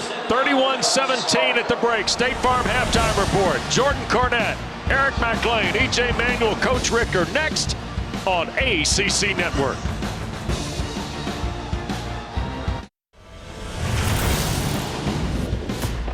ACC Network football presented by Subway continues from Chapel Hill. Second half in moments. North Carolina leads Miami 31-17. And we welcome you back upstairs. Great to be with Roddy Jones, Wes Durham.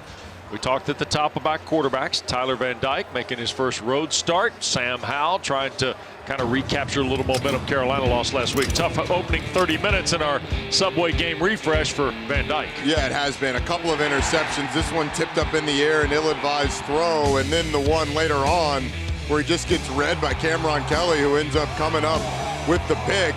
It's an excellent job by the safety. But on the other side, Sam Howell has really done a nice job, especially on the ground. That's where he's been most effective outside of going to Josh Downs. His legs have been a big-time factor throughout the year, creating broken tackles. He's also done it a little bit through the air. And by the way, you know, Josh Downs pretty good at football. You get him the ball in the open field, he takes it for a touchdown, and then Sam Howell added another one a little bit later. So it's kind of been a story of 2 quarterbacks, the experience of Sam Howell against the inexperience of Tyler Van Dyke. Sono's first half stats reflect Carolina's dominance. Important to know before the Miami touchdown drive that ended with the Knight score. The Canes only had 5 yards of total offense. They went 75 yards on that last drive to then Carolina kicked the field goal to make it a 2-score difference. And Miami will get the ball here as we start half number 2 at Keenan and Chapel Hill. Got a little chilly. We've kind of been through the weather spectrum here today. You just made fun of me for saying it was chilly and putting my jacket on.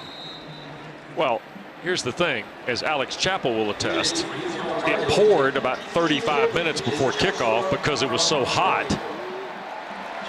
And then we had the sun kind of peak out in the first half. Now the breeze and the chill have kind of picked up here as we go to half 2. We'll say Alex has been on top of exactly what the weather was going to be today. Yeah. She said, "Hey, look, guys, it's going to rain pregame. Second half might be a little chilly. The temperature's going to drop."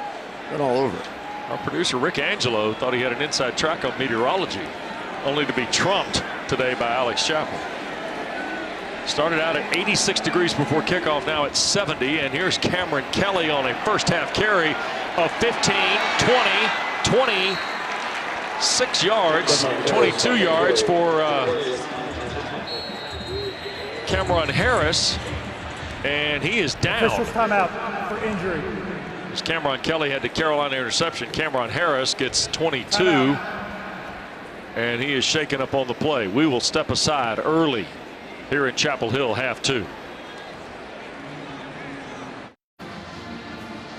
Well, 2 touchdown difference. Cameron Harris being helped to the Miami bench and thus the tent. Brought in another look at the run, 22 yards for the Canes. Yeah, and on the back end of this run, his knee just gets caught up as he's going down, and Never great to see. Jalen Knighton with the carry there. And I think where it puts Miami is in a really tough spot at running back from a depth standpoint. Jalen Knighton, you have, after that now, it's Cody Brown, who played a lot while Knighton was suspended. But pass protection becomes a big word. Yep. And the Rooster going to get a lot of run here in the second half if Harris can't return. Also, Thaddeus Franklin went for 88 yards and a score, but that was in the blowout of Central Connecticut State. So did Cody Brown. I mean, you know, we'll see how all that sorts itself out here, depending on the extent of the Harris injury. 3rd and 4 coming up for Miami.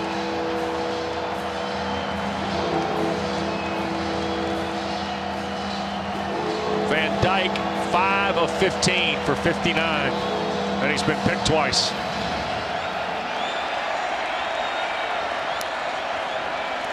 Quick throw, and open for the catch, Mike Harley. Nice security blanket to have in the veteran Harley. It's a nice job of securing the catch by Mike Harley. You'd love a better throw from Tyler Van Dyke so you can catch that and run, but most importantly, they got the first down. Yep. At the Tar Heel 40 for Miami. Van Dyke wants to take the shot. Harley there, and broken up by Carolina. Jaquarius Conley. And had Trey Morrison back there, but another super play by Conley, who's been a star in the secondary to date for Carolina. He certainly has, and he makes a really good play here because Harley has a step on him, but Conley doesn't commit pass interference, puts his hands up in the air and knocks the ball down. He's probably helped by Mike Harley. Mike Harley doesn't put that arm out. Right. Conley probably runs into him, but nonetheless, a nice play by number 0. Second in the full 10. This is Knighton around the corner trying to run away from Kimmel and runs right into Kelly in the secondary. That's an 11-yard run for Jalen Knighton, Alex. Well, Wes, Roddy, I had a chance to catch up with both coaches before here halftime, and Manny Diaz telling me that when you think of our team, we've got a lot of fight in us. You saw the way we battled back at the end of the first half, but with a young quarterback making his first start on the road, we got to make some big plays happen around him. Well, Knight stumbled, Roddy, when he got to the edge there, almost like the turf got him. It was Miles Murphy that pushed the offensive lineman into Jalen Knighton's lap. It's a tongue twister after halftime. Cody Brown comes in the ball game. We see Miles Murphy's power come out a couple of times in this game, just driving offensive linemen into the backfield. That's Mallory, the tight end, in motion. Van Dyke wants to throw. Kimmel pressures, and the throw is caught. Keyshawn Smith, but he'll be taken down well behind the line. They're trying to set up the fake smoke screen wheel up the sideline to Will Mallory, but just doesn't have enough time to find it because Kimmel's coming through. And it forces that 3rd and long. If you're Manny Diaz in this situation, you want Tyler Van Dyke to try and cut it in half. You don't have to get all of it, but if you can get about 10, then it gets you to a much easier field goal, or it gives you an opportunity to think about going for it. Miami just 2 for 5 on 3rd down. Going to try and sprint it with Knighton, and Gray will throw him down shy of the 30. And Miami is going to keep the offense on the field here, Roddy. I wonder if they're not going to try to get North Carolina to jump off sides. I'd be surprised if you snapped it 4th and 10 this early in the second half. I think you take the points. They are 5 for 8 on 4th down. Van Dyke scrambling from the pocket and will stretch for the first down. Ball popped loose, but I think he's ruled down at the 18. On the field is and that'll be enough for the first down. Prior to the ball coming in, first down.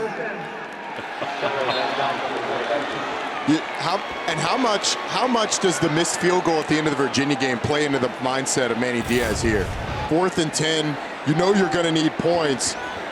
Tyler Van Dyke, nice job of tucking it down, scrambling, making a man miss, and yeah, clearly down. That ball hits on the ground as it pops out.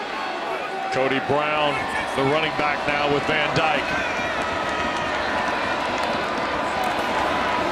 Van Dyke looping for the end zone. Smith tried to come back for it. There'll be a flag for pass interference on Kyler McMichael.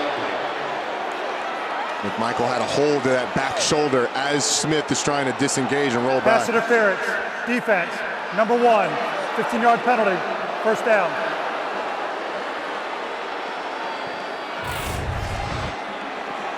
Yeah, see that back shoulder as Smith's trying to roll back forward, just can't disengage, and McMichael's frustrated by that, but I mean, it's about as clear as it gets.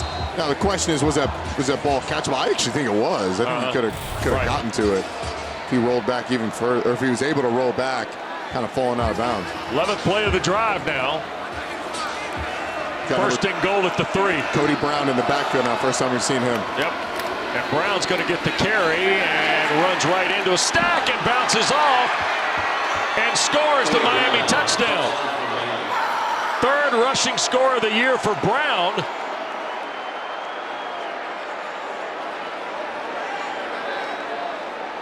Just ran into the pile. Nobody ever wrapped him up. I don't even know if any North Carolina players had a shot at him because of the job that the offensive line was doing. Maybe Tamon Fox did. But a statement drive to start the second half for Miami. Roddy, like the second half, what, 16 days ago? Yeah, I mean, maybe this Miami team, this offense, maybe it's a second half offense. Borregales cuts it to a touchdown. 31-24, 11 plays, 75 yards, Roddy. Well, you bring the big back in. Yeah, you bring the big back in. Couple of Miami offensive linemen ahead of them, able to find the soft spot in the end zone and cut it to a touchdown deficit. Well, it's 31-24 Carolina, but Miami, who only had 21 yards of rushing in the first half, had 59 on that drive, and Tyler Van Dyke went and got his team a touchdown. Yes, he did. And it's a team that, as we said at the top, they control their own destiny in the Coastal Division. If you win out, even though you have the loss to Virginia already a couple losses in conference, so you would go to the ACC championship game. Now that's a tough schedule. NC State from the other side. Florida State's a team that nobody wants to play right now.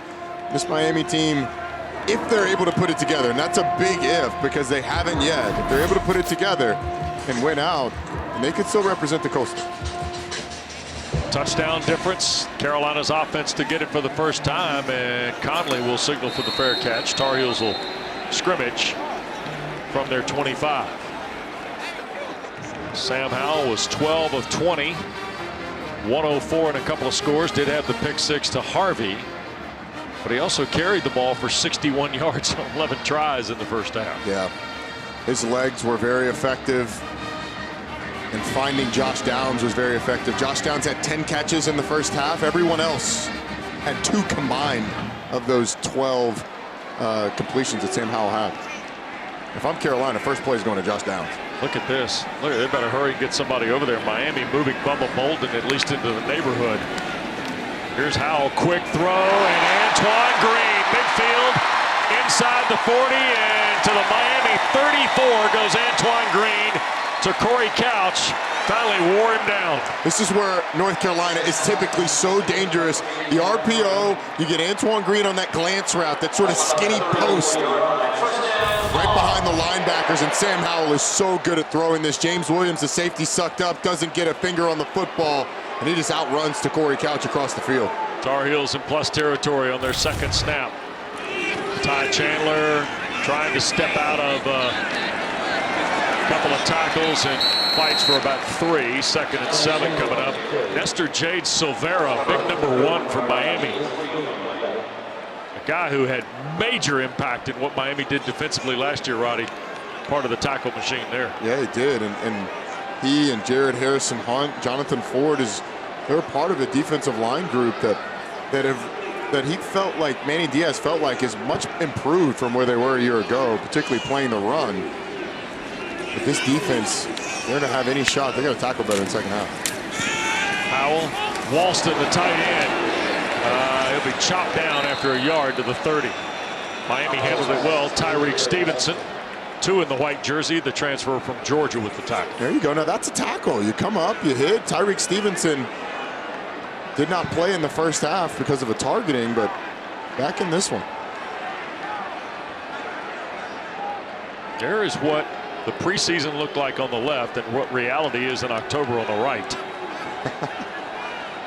Where's Wake Forest? Get Wake Forest up there. Because Wake's not in that top 5 in July. NC State. Again. Mac Brown told us, the media, we got it wrong. Here's Howell. Steps up. Sam with room. First down at the 20. 10, 5. Touchdown, Carolina.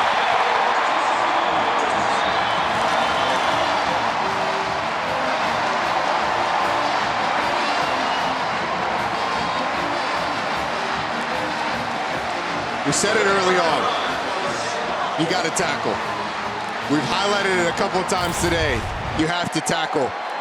How about the job, though, by Sam Howell? His legs have been a dangerous weapon today. James Williams goes all shoulder on the quarterback. And let me tell you, there's a quarterback in this league that's not going down with just a shoulder tackle. It's Sam Howell, his ability to run the football on full display. In 2:01, Carolina answers the Miami touchdown with one of their own. Sam Howell now has his 4th rushing score of the year.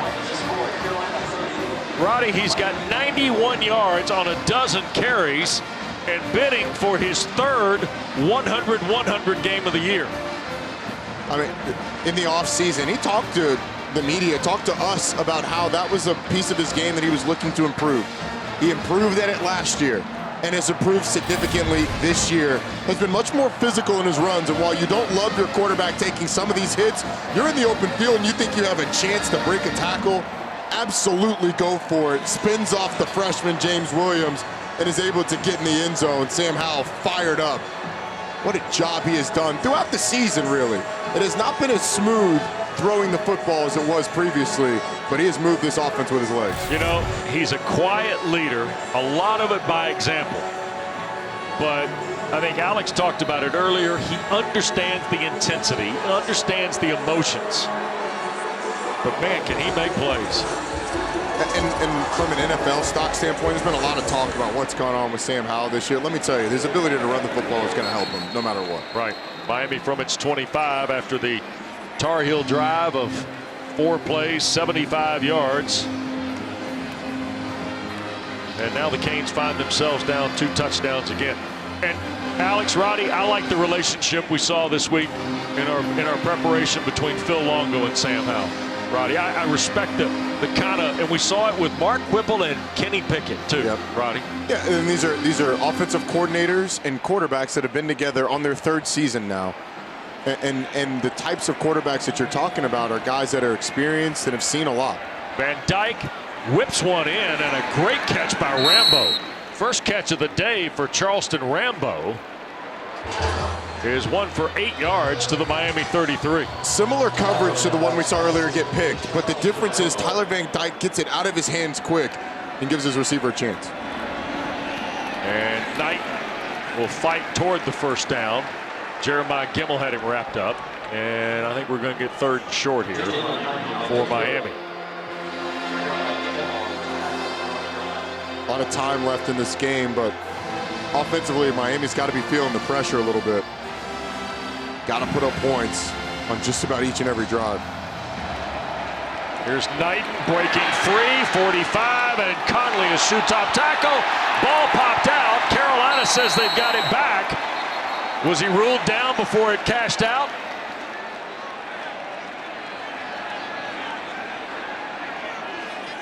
A conversation on the field. The ruling on the field is that the ball carrier was down prior to the ball coming loose. First down. Well, there's a couple things going on here. One, great play by Jaquarius Conley, because that was one that was going to get out, and if Jalen Knighton gets in the open field, you're probably not catching him. 2, Jalen Knighton's got to hold on to the football. It's his 2nd week in a row. Last week, late in the game against Virginia, puts the ball on the ground as they're trying to go score. play stands to the 48. Van Dyke, back foot throw beyond the reach of Keyshawn Smith.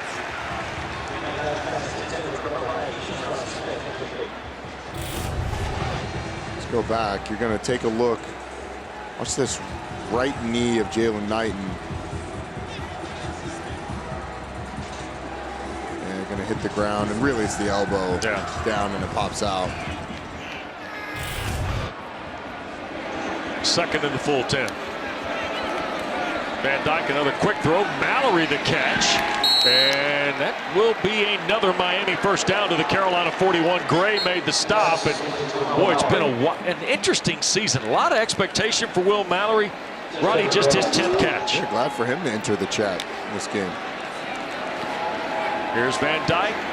Again, Restrepo the grab at the 35. And a little more for Xavier.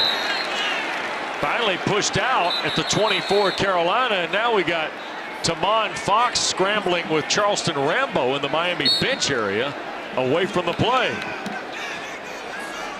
Dwayne Haye trying to restore a little order over there. A little chippiness going on the Miami sideline. Yep. This tempo has really helped Miami, though, especially if they get that first down. Rambo the catch. Lowered his shoulder and pushed out of bounds. Finally on a collision there with Giovanni Biggers. Roddy, does the tempo help Van Dyke? Yeah, I think so. The faster you go, the simpler the defense typically has to be. I think also from a rhythm standpoint, it doesn't give the young quarterback as much time to sit there and think about all the things he has to go through. He's just got to snap the ball, trust what he's seeing, and throw it. Yep. Play fake to Knight, looping towards Smith again. And Morrison came flying over there to break it up. Don Chapman also in the neighborhood. I'll tell you what, that is a pretty darn good throw, because you got to get it over there before Trey Morrison gets there. You got to put it at a place where your receiver goes for it with one arm. Look, Keyshawn Smith's capable of making that. I guess his second arm is kind of being held a little bit. So, by the way, Don Chapman and Keyshawn Smith, both from Lincoln High School in San Diego, battling there. Whistles blow. We got a marker down. I think Miami might have gotten an early start. Going to get Charleston Rambo.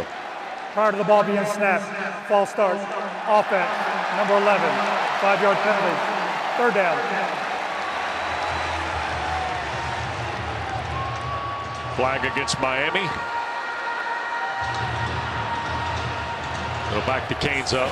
Don't forget, we're number one. The story of 1990 ACC football premieres Monday night, 7 o'clock on ACC Network, streaming live on the ESPN app, chronicling the transformative season of ACC football. Free play, Van Dyke throws it out of bounds, but was there any flag? Not the free play. No, I don't think they got it. No flag. How about that? So it's 4th and 10. They're trying to quick snap North Carolina, and that's on the center.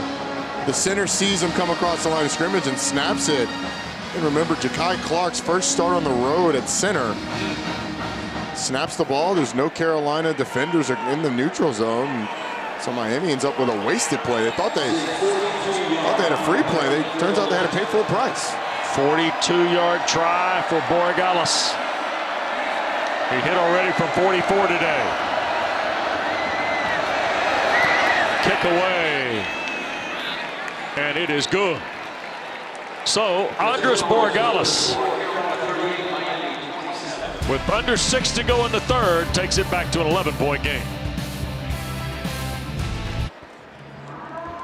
Well, North Carolina, an 11-point lead on Miami, under 6 to go here in the third, with Roddy Jones, Alex Chappell, Wes Durham, Rick Angelo, our producer. Kyle Lang is our director today, and our great ACC Network crew here in Chapel Hill. They've had to battle a little bit of the rain beforehand as well. Thanks to everybody for their efforts to help bring a game one of our ACC doubleheader. BC, NC State to follow tonight from Chestnut Hill. Dave O'Brien, Tim Hasselbeck, Kelsey Riggs standing by for you. Conley will return this. Jaquarius, 25, 30, 35. And they'll spot it at the 36 before Borregales, the kicker, shoved him out of bounds. Explosiveness from Conley. Look, we can do it all, man. I like the way he plays. Jaquarius Conley? Oh, absolutely. Oh, yeah. Got the right attitude. Yeah, those defensive guys love it when they get their hands on the ball. Makes a couple guys miss. Gets up the sideline. Says, look, I want to see. You ever been a part of a football team, a defensive guy didn't like to run the ball? Oh, no. They're always lobbying for punt returns and kickoff returns. If you were that good at it, you play offense. That's what we used to tell guys. Not saying that about Jones Conley. has nowhere to go. Miami shut it down. Jonathan Ford at 3:15 out of Dillard in Fort Lauderdale led the charge. There's big Jonathan Ford, 26th career start today.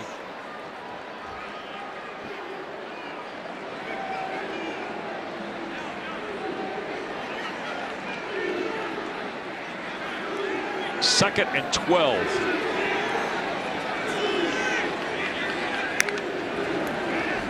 Gonna hand the ball inside right. That goes nowhere, and that time Corey Flagg fired through to make the play. A couple of nice plays on first and second down for Miami. Now the key obviously going to be getting North Carolina off the ball, but it's a nice job. This Miami defense, it's already given up more yards rushing than they have all year in this game. Over 200 yards rushing so far for North Carolina. They're trying to go to it on first and second down. That 91 belongs to the quarterback. Miami with pressure. Howell dumps it to Jones, and that goes nowhere. Miami, Keontre Smith, who's returned to the lineup and played great today, along with Jafari Harvey, who's got the pick six early. And Miami forces Carolina into a 3-and-out. That's a quick 3-and-out too. Yeah, it is. Give that offense, you just scored some momentum. They just got a field goal, I should say, some momentum. That's how it starts though if you're Miami. It's really about the stops as much as it is about the scores. Yep, Jacoby George waits on the punt of the Irishman Kiernan.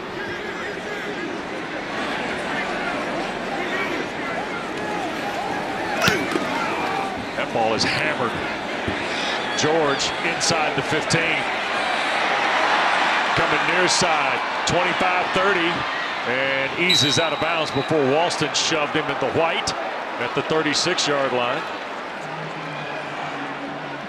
Carolina was looking for a flag over there. 55-yard punt by Kiernan. His best of the year. Mac Brown not happy without the flag coming as well. Trey Bly lobbying as well right next to him. And Don Chapman shaking up, it looks like.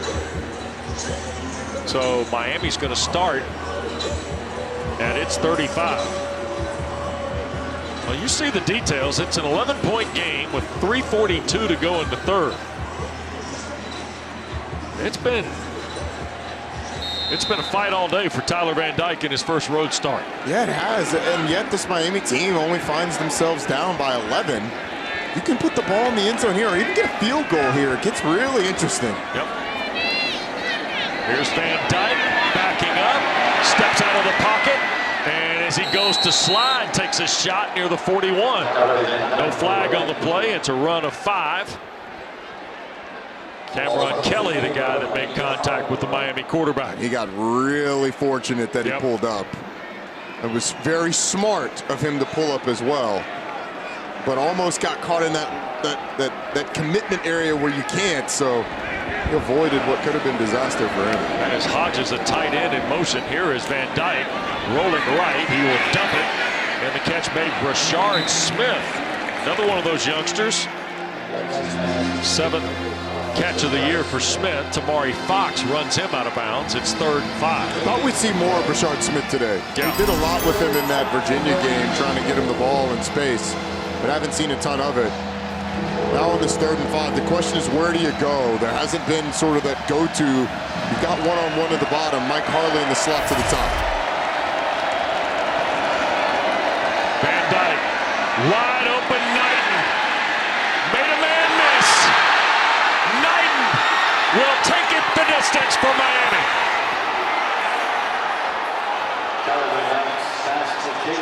Kyler McMichael was the last line between Jalen Knighton and the end zone.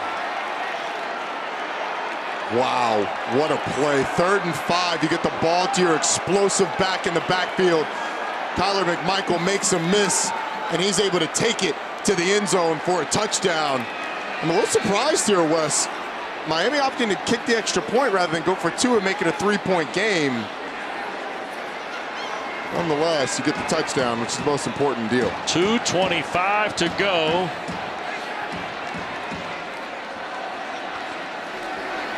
The try by Borregales. Miami has outscored Carolina 17-7 here in the third. Look at this again. Tyler Van Dyke goes through his progressions, and this is why you hit your outlet. This is why you dump it off, because when you have a guy like Jalen Knighton, as soon as he made Kyler McMichael miss, I'm sorry, Cameron Kelly, but it was game over. And that dude can absolutely fly down the field. And again, Miami, one of the keys was creating explosive plays on the offensive side of the football so that you don't have to just slowly and steadily move down the field. Jalen Knighton does that. And again, Wes, like you're always the voice of reason here, I feel like, when I get all excited about teams going for 2 or not going for 2. Why don't you go for 2 then? You're down 5. Get the card. The card says down 5. Go for 2, Wes. Telling you. Player number 18 is The card says number 45. down 5, you go for 2. Absolutely. You try and make it a 3-point. Like, what's the difference being down 4 and being down 5? You need a touchdown to win it no matter what. All right. So go for 2, bring yourself within a field goal. Maybe Manny Diaz didn't feel great about the 2-point play they had. There's a lot of factors that go into it. But man. By the way, I like Jalen Knighton's yard per catch. That was his first catch of the year. Wow. Won't be his last. Borregales, and there'll be no return. So Carolina now up 4 and the ball, Alex, but Miami's got a little vibe on offense. They do, and after their last drive, just before that scoring play, actually watching Rhett Lashley talk with his offense, talking with his running backs, he said, hey, just start to get to the outside and things will open up. Well, safe to say, Wes and Roddy, message received. We've talked a lot about Miami's inability to tackle. Carolina has been almost as poor tackling throughout the season. And they have tackled well today, with the exception of that one. But I mean, it rears its head, its ugly, ugly head, the tackling woes, at one of the worst times. First down feels pretty important here if you're Phil Longo, right? Yeah, I'd say so. Howell to throw, looking for Downs. That's his first catch of the second half, I think. Cameron Kitchens, the tackle on Josh Downs, who had 10 first-half catches, and that's his first of the second half. And it comes with 2:09 to go in the third. Well, they've got to find ways to get him the ball, but Miami seemed content to play off, for the most part, of Josh Downs, rally to the football, and if you can get there right as he's catching the ball, it's before he gets ahead of steam and can make you miss. Howell going to hand the ball, and firing through is Ty Chandler. It'll be third and about 4. Williams the tackle. So North Carolina, who on the day is 6 of 11 on third down, has third and let's call it the full 5, Roddy. Yeah, and you got Josh Downs in the stack to the bottom. See what they decide to do. Looks like Corey Couch is going to be on him. Here's Howell, pumps, down to his right, in trouble, sacked. Keontre Smith got back there and was kind of in the woods lurking, and then was patient enough to slow down and make the play. This is a coverage sack. Watch the bottom. Josh Downs breaks in, and there's 2 guys there. Sam Howell doesn't feel comfortable throwing it, and so he's got to roll out. It's a nice job on the back end of not only to Corey Couch, but also the safety being aware of where Josh Downs is. When he breaks in, safety comes up. You got the corner on the outside. Sam Howell doesn't like the look. Miami gets the sack. Back-to-back 3 and outs for Carolina on offense now with 33 seconds left, and Kiernan to punt to George.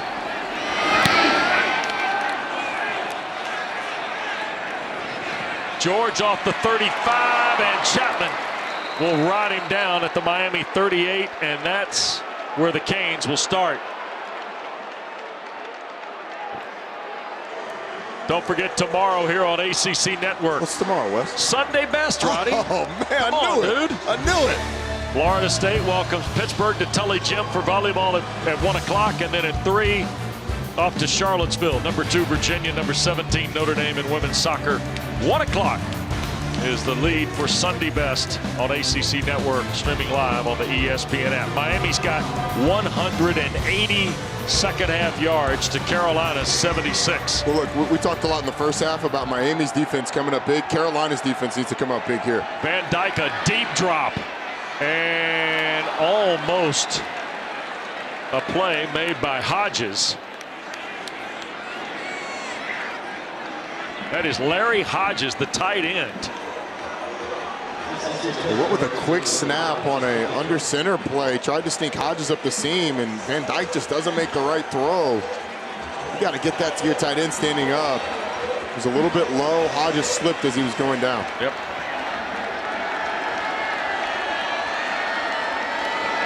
Second and 10, and Knighton running free. First down to midfield, into Carolina territory at the 49 goes Jalen Knighton.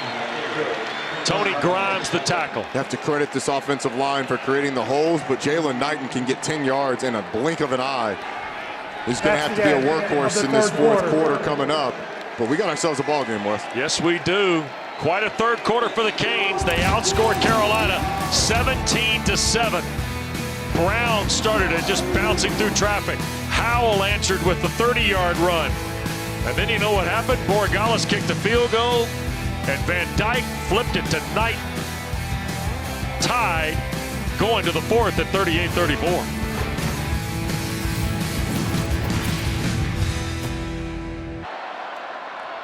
We start the fourth with Brown getting the carry on first down, and Jeremiah Gemmel and Ray Vahasek hit him head on for no gain. Well, Roddy, Carolina 38, Miami 34. And to be honest with you, Miami had all the momentum they wanted in the third. Yeah, they certainly did. It was a heck of a third quarter. Coming up with stops, you get the field goal, the explosive touchdown from Jalen Knighton. And it feels like the momentum's on that side. Talked about it when this drive started. This Miami defense kind of held them in the game. Now it's up to North Carolina to hold the lead. Here is Knighton left side, and he will fall forward toward the 42. Jaquarius Conley the tackle, and it will leave 3 for the first down. 3rd and 3. Career high 74 yards rushing for Jalen Knighton. And with the injury to Cameron Harris sustained earlier in the third period,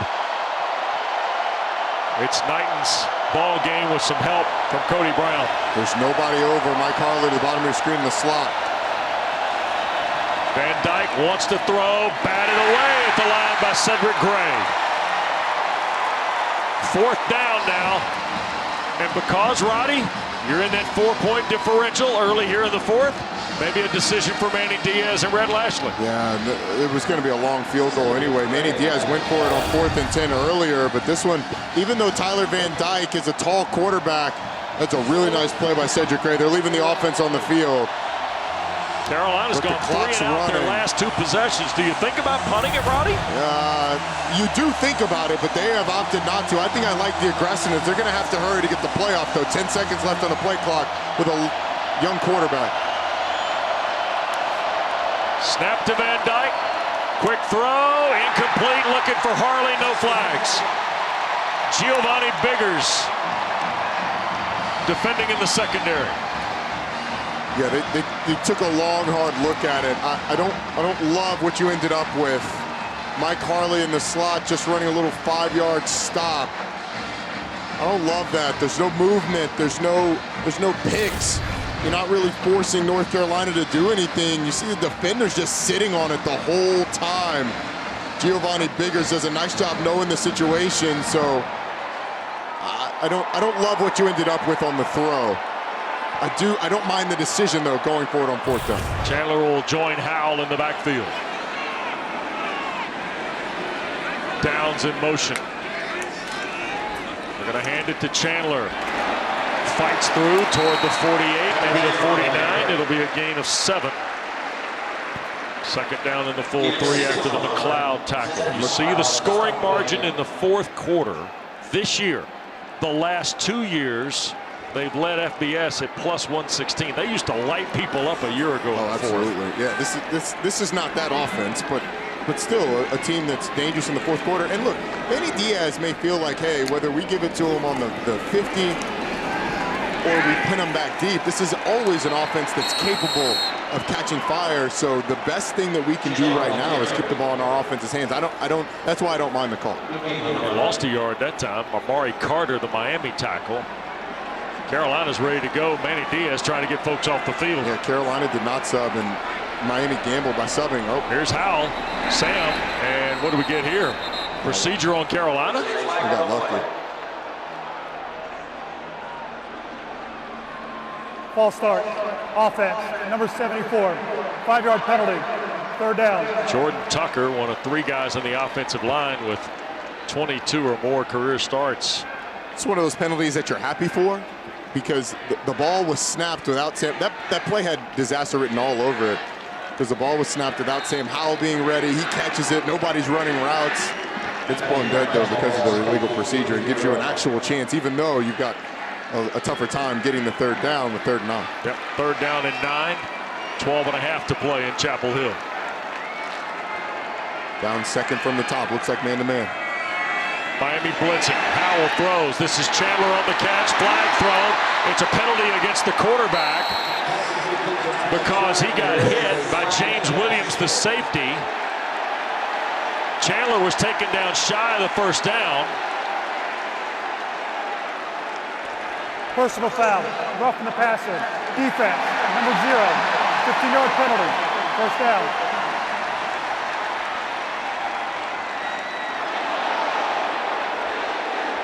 All right, let's get a look at this one. James Williams certainly doesn't think it is a roughing the passer. Like took him to the ground. That's it. You can't throw him down. Yeah. You can't throw him down. You're fine up until the throw down. Hey, I finally agree with one. Well, if you hold him up, it's not. If you wrap him up, that's but he doesn't go to the ground. That's what you tell him. You can't sling the quarterback on the ground. Like, right. That's always going to be called. Yeah. But I did agree with that one, so. Cool my blood pressure. You're back on the holiday card list. Yeah, there you go. From the conference office. Here's Howell. He's going to keep it, and he'll slide at the 30. Crowd thought Miami a little overzealous there on the stop of Sam Howell. Well, I don't.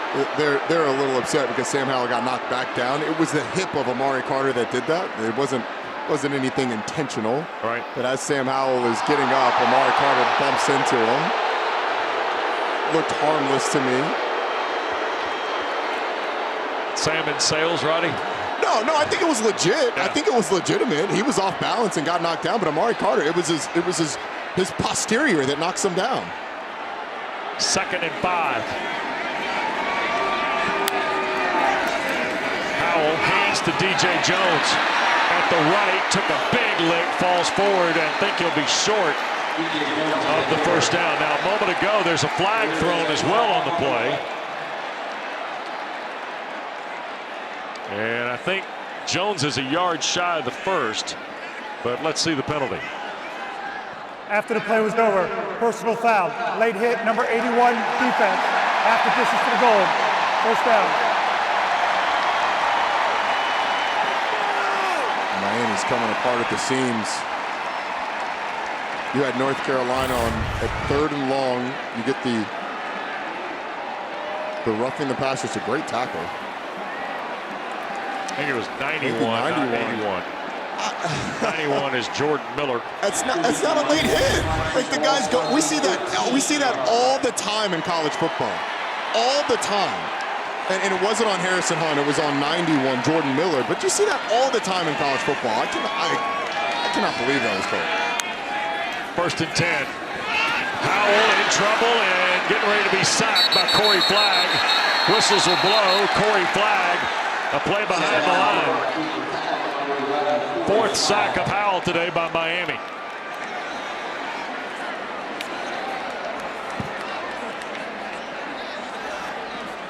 Did a nice job playing that one.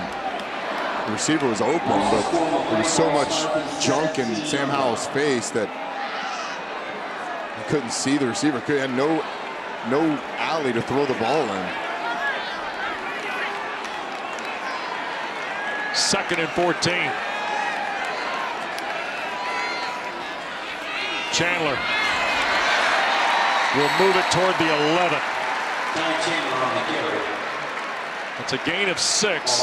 3rd and 8 coming up on the Bubba Bolden tackle. Between Carolina's ability to run Sam Howell and what they've been able to do on those inside zone plays, I mean, it's been incredibly impressive, them running the football. And on 3rd and long, I mean, look, I think Miami's likely to bring pressure. The Sam Howell draw has been about as good a play as you've had today. Yep. 3rd and 8. Howell pumps, now will run. At the 5, took a lick, bounces through, touchdown, Carolina.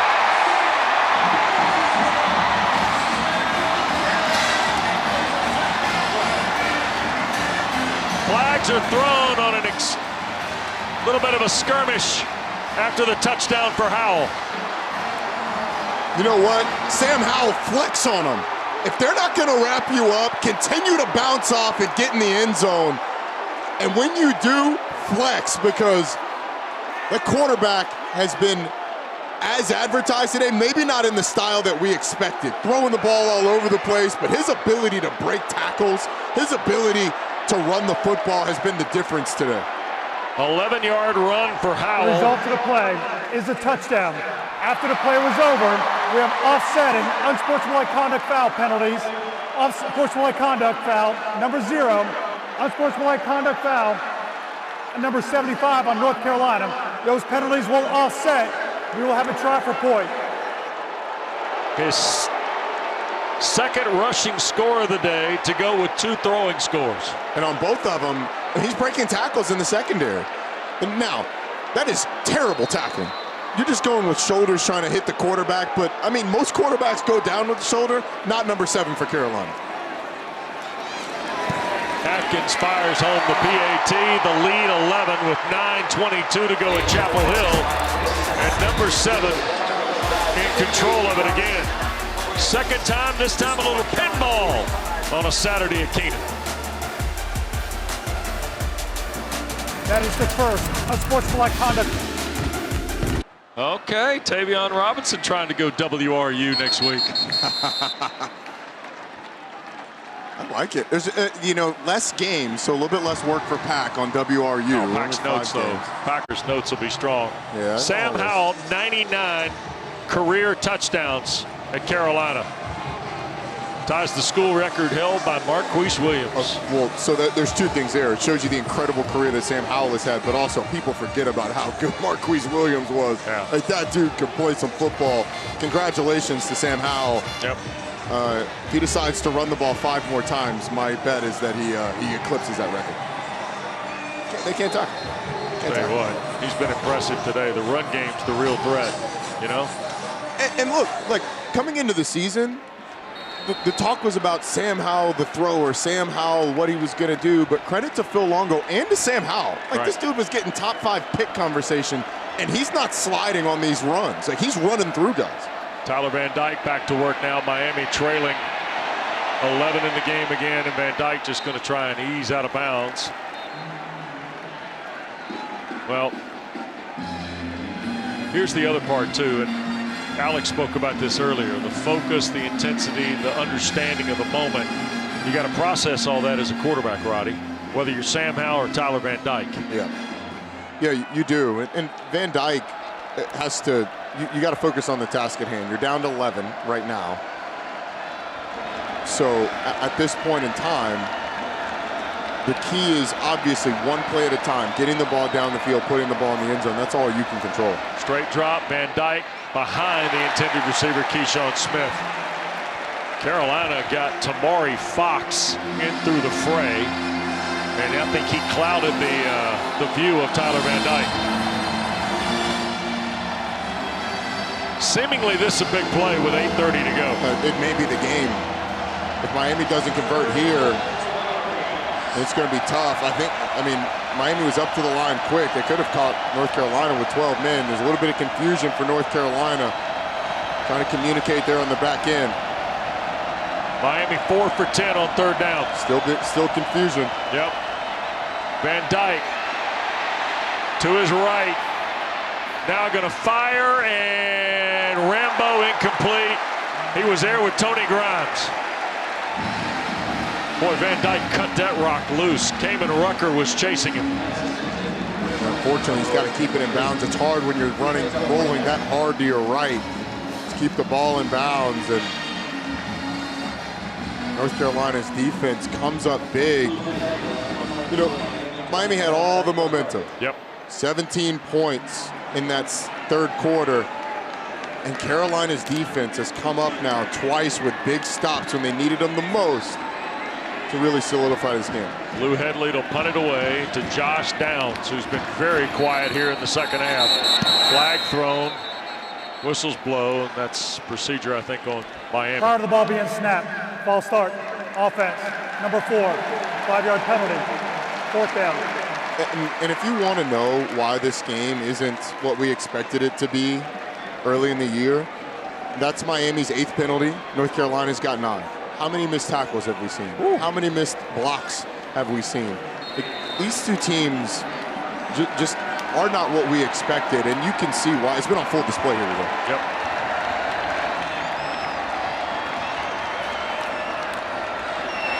Headley drives that away.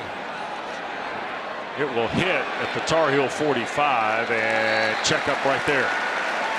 11-point lead for Mack Brown's Tar Heels when we continue from Chapel Hill in a moment. ACC Network College Football is presented by the Eat Fresh Refresh at Subway. With Roddy Jones, Alex Chappell, West Durham, Kenan Stadium, Chapel Hill. Great to have you with us tonight. Game 1 of our ACC doubleheader. NC State, Boston College still to come from Alumni Stadium. Tamon Fox and the Tar Heels. Here's our Aflac trivia question. Tamon Fox passed Lawrence Taylor this season for 5th most sacks in North Carolina history. Who is UNC's all-time sack leader? Is this a trick question? I'm serious, Wes. Do you know the answer? Is it a trick question? No, I don't want to throw out the obvious, the answer that I think is obvious. Here's first down. I need you to help me here. Why do I need to help you? Because I got a reputation on the line. You're on a streak. All right, I'm going to go Julius Peppers. All right. See if that's right. If it's a trick question, I'm going to be a little Forgetting upset. all about Marcus Jones. You're forgetting all about. Don't start throwing out guys. Robert Quinn played. Robert Quinn was big time too. You're forgetting about Robert Quinn. Tell you what, you're really forgetting about Greg Ellis, D. Hardison, Ronnie Robinson from the 70s. It's hard to forget about guys I didn't see play, but you are correct. I need to look at the record book. Irv Holdash. That's a name. I may take him just because of the name. Give to Chandler, near side, found one level, and gets to the 47. Third, that's 6. Steed, the first guy to get there for Miami. You kind of feel like, and it's not kind of, you feel like if North Carolina gets a first down here, it's ball game. There's just not enough possessions left in the game without something crazy happening. Now, you and I have seen crazy this year, but yes, we have. Week 2, we saw crazy. We sure do. Tallahassee. But you need a stop here if you're Miami on defense, and then a quick score, and then another stop. So Carolina also working the clock here too. Well, absolutely. Yeah. Every second that ticks off, that's less time for a possession that Miami has. Keep an eye on Olsen, bottom of the screen. Here's Downs. He dropped it. That's incomplete. I think Josh was trying to run before it arrived. I know how it turned out. I love that play though. Yeah. You fake the zone to the right side, to the left side. Everyone on the right side is pausing, and then they spring into action, forcing the defenders to react quickly. Love the play, not the execution. See, here's the part that probably drives Phil Longo and Mack Brown crazy. That is Carolina's third 3 and out in their last 4 possessions. Yeah. So frustrating second half without the one, and then the extended drive was roughing the passer, play down the field. There was a late hit. They got 5 second half possessions. They have 3 3 and outs and 2 touchdowns. Yeah. Controversial late hit, might I add. Kiernan trying to flip the field on Miami. It's going to hit and skip out of bounds at the 3. Boy, how about the luck of the Irish on the bounce by Kiernan? No, that's skill of the Irish right there. That looks like you playing on the Lynx. Oh, not that good. 50-yard punt for Kiernan. Ball out of bounds. Miami backed up when we continue. All right, Miami starts from its 3. Here's our answer to the Aflac trivia question. Who's Carolina's all-time leader in sacks? Final answer. Yeah, it was Julius Peppers, and now I see it's Greg Ellis. Come on, man. I asked you if it was a trick question. The streak is over. Van Dyke looping it downfield for Smith. Intercepted. Don Chapman. Oh, ruled incomplete. He didn't hold it through the catch. Oh. Ruled incomplete on the field. There wasn't a lot of protest from Don Chapman. I looked away, though, as he went to the ground. It's an incomplete pass. Second down. He's got it there. You have to survive the ground with the ball. Doesn't do it. Yeah, clearly. Clearly.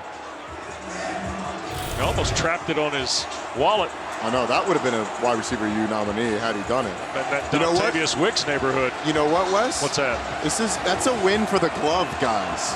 Don Chapman, a no-glove guy, interception hits the ground. 2nd and 10 for Van Dyke on an empty set. Gonna run with it and get to about the 8. Cedric Gray, the linebacker, has been really good for Carolina today. I was just about to say that. Cedric Gray has had a ball game. Matter of fact, Jeremiah Gimmel has as well, much more quietly, but Gimmel's got 8 tackles on the day. Cedric Gray has been excellent at linebacker as well. The still linebackers are really good for this team. Different though. Gimmel, the older statesman, and Gray, the young sophomore. Miami, you see 4 of 11 on 3rd down today. It's not been great for the Canes on 3rd down. They came in 9th in the league. They had hit 11 of their last 28. 5 of 15 against Virginia, 4 of 11 today, and we'll get a flag and procedure on Miami, which will cost them half. And we'll replay on 3rd. Part of the ball being snapped. Ball start. Offense. Number 5. After distance to the goal. 3rd down. Just kind of see the look on Tyler Van Dyke's face as he wandered back. Look at Jalen Knight and Tamon Fox they ran all the way to the Carolina bench. And Carolina's fired up. Well, Miami, it's gotten a little chippy, as we've noted. Certainly has. Miami frustrated. Carolina happy to stoke those frustrations.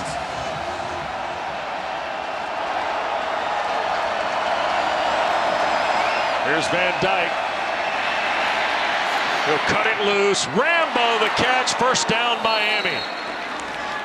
Biggers the stop near the 20. It has not always been smooth today for Tyler Van Dyke, but you can see the talent flash. That is a throw across his body back towards the middle of the field that he absolutely drills in there. 16-yard throw.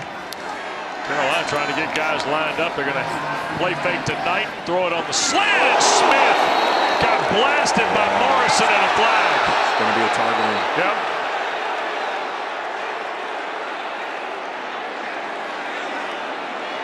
Trey Morrison and Keyshawn Smith with a big collision on a 15-yard catch. Defense. Number 4. The previous play is under further review. This big Trey Morrison would miss the first half of the Notre Dame game if this is confirmed. Timeout in Chapel Hill for review.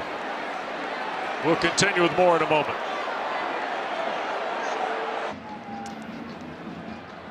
While we return to Chapel Hill, there was no targeting on the play with Trey Morrison and Keyshawn Smith. Roddy, tell me why. This is how the process should work, Wes. On this, they go and they review it. And while Keyshawn Smith is a defenseless receiver, he does not attack the head or neck area. It's shoulder-to-shoulder contact, and Trey Morrison is not ejected. Here's Van Dyke sailing it, and a catch by Harley. Is it inbounds?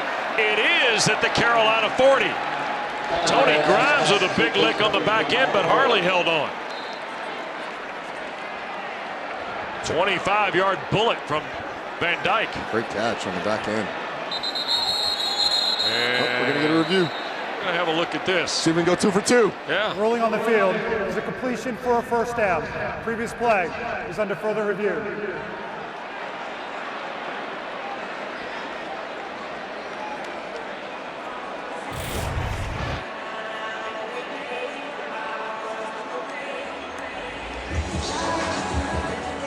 Left foot, yeah, clearly down in bounds. It's secure, got it secured.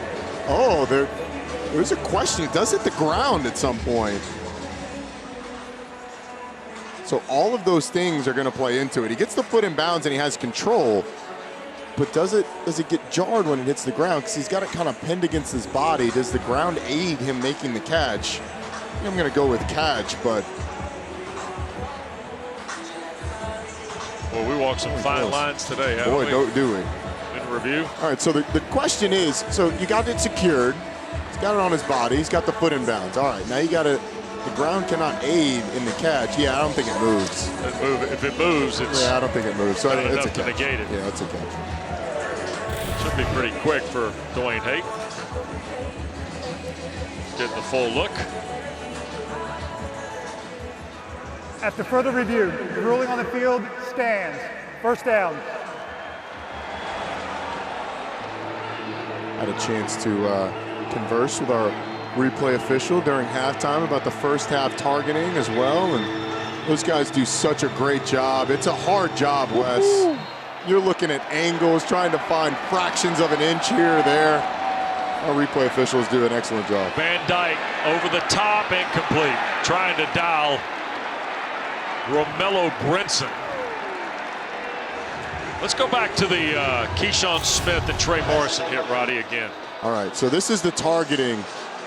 And you're going to see the shoulder of Trey Morrison hit the shoulder of Keyshawn Smith. And again, there's two different targetings against a defenseless receiver. All you have to have, or a defenseless player, all you have to have is forcible contact to the head or neck area. Because it's shoulder to shoulder, doesn't qualify for that.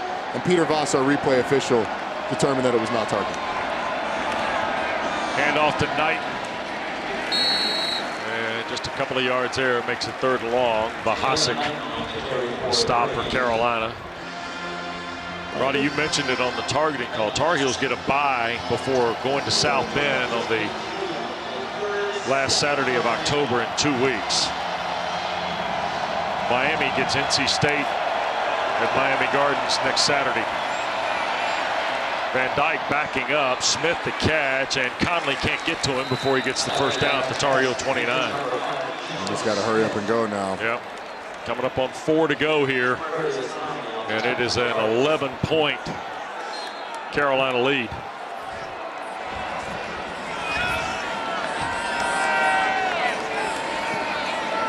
Van Dyke down the seam over Restrepo, incomplete. And he had Gamble trailing, and now a flag has come in from the far side at the front pylon. And pass interference, I believe, on Jeremiah Gamble. Pass interference. Defense. Number 44. 15-yard penalty. First down. Now, seeing it live, I did not agree with it. Let's take a look at the call.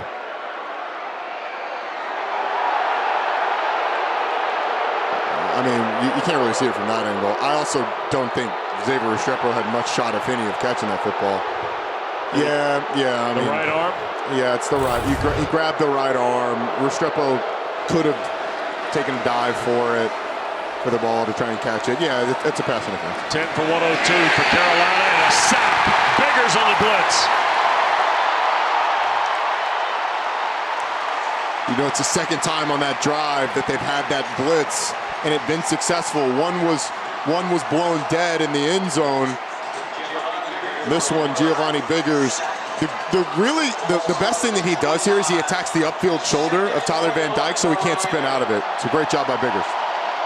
Second and long now. Van Dyke going to loop for Rambo. Cannot hang on against Grimes. Third down. Tony Grimes, one of the most talented young corners in this league. Plays it well against Charleston Rambo. Looked like he got beat initially, is sort of trailing. It's a nice job of not committing the pass interference. And the ball's getting there, able to punch it out. That's going for the football. It's a really nice play by a young player. 11th play of the drive for Miami. 3rd and 21. You don't need all of it here. You got to go for it. And the catch made Smith. Close to a first down at the 4. Kelly the stop. And it is enough for the first down. Now 1st and goal Miami Canes are on the move here with 3:12 to go. Knighton will score. With 3:08 to play, Jalen Knighton into the end zone for his second rushing score of the day, his third total. Now you got to follow the card, Wes. Go for 2. Got to go for 2. Yep. So a 3-yard run by Knighton.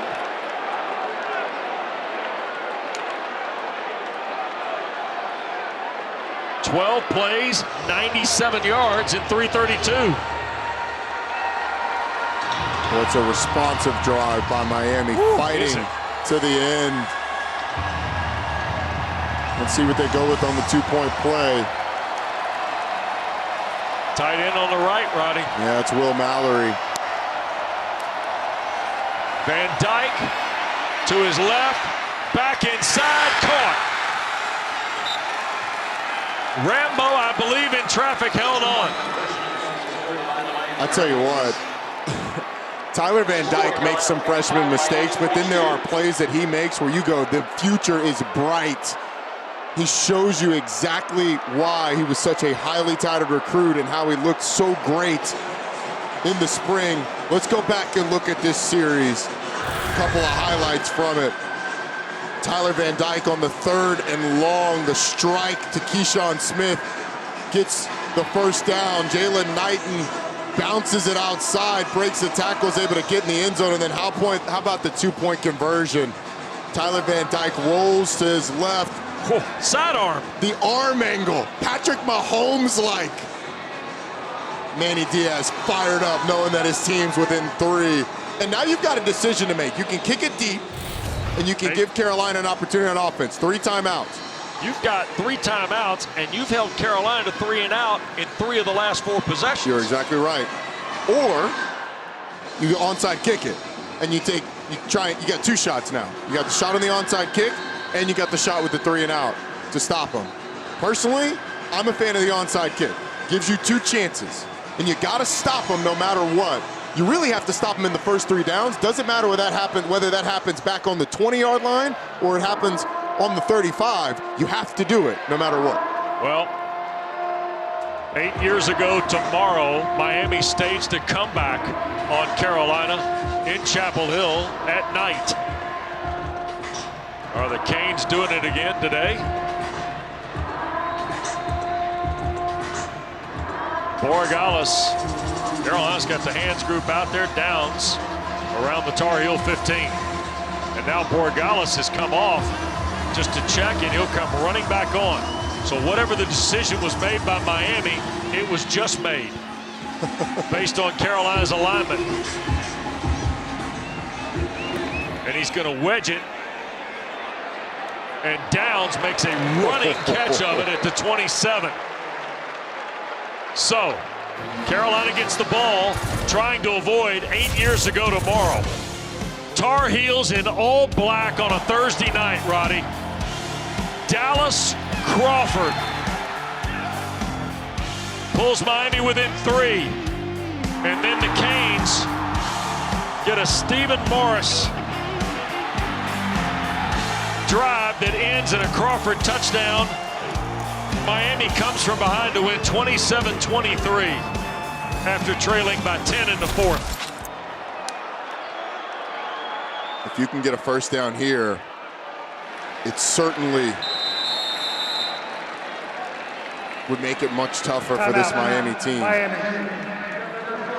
Chandler got a yard, maybe. Timeout for Manny Diaz. Don't forget, still to come tonight. Off to Alumni Stadium we'll go. Kick at 7:30. Number 22 NC State and Boston College. Jeff Hafley and the Eagles 4-1. Tough loss at Clemson in their first conference game. Dave Doran's 4-1. The loss at Starkville. They beat Clemson in overtime. Who do you like in that game, Wes? I think the Wolfpack is one of those teams that's on some sort of mission. Yeah. I kind of like Boston College. I don't know. There's just something about this Jeff Hafley team, the way that they're playing on defense, the offense. They're going to be physical in the offensive line. I think it's going to come down to the offensive line play in both of those games.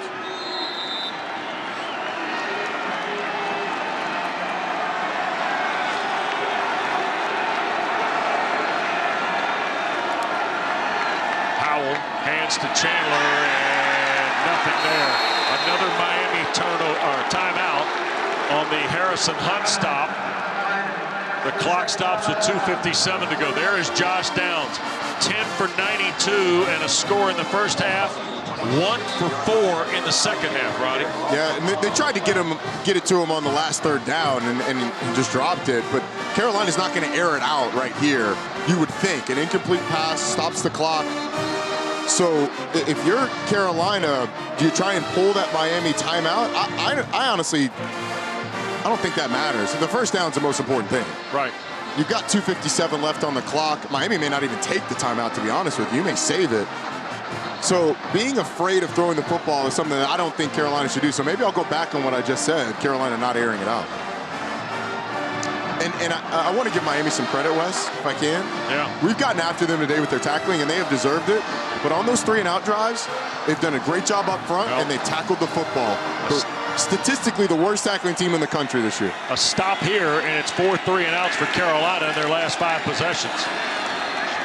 Downs is third from the bottom. Here's Howell. He's going to run with it, and he will get to the 30.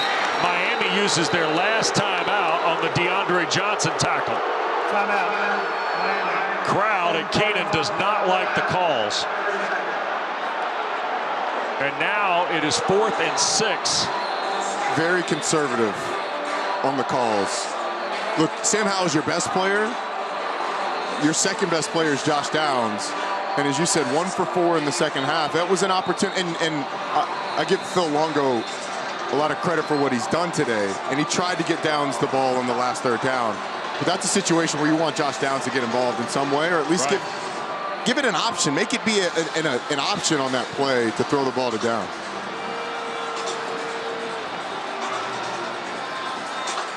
You know what the other thing, though, is?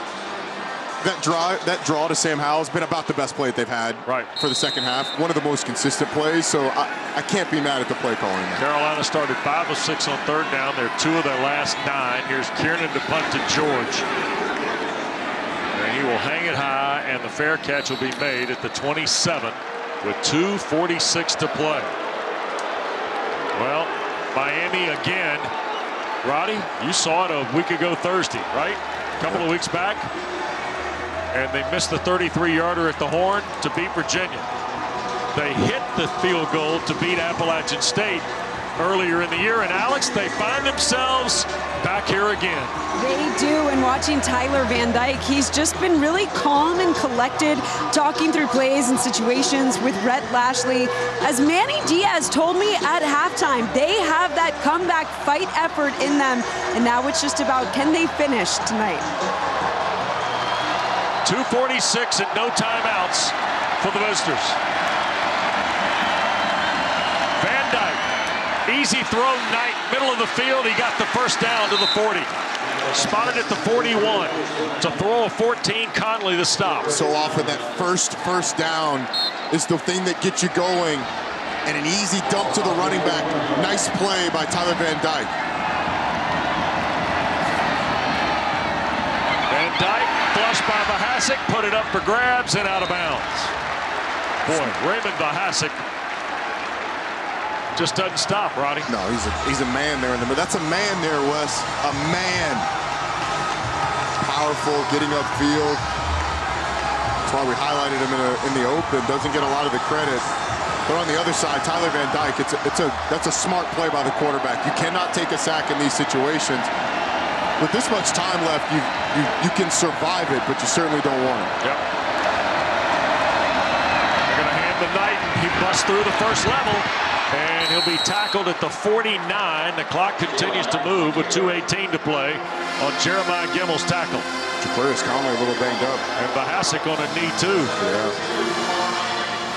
They're not blowing it dead, though. No. And Carolina was thinking about putting Kevin Hester out there. They called him back. 3rd and short here. Under 2 to go now.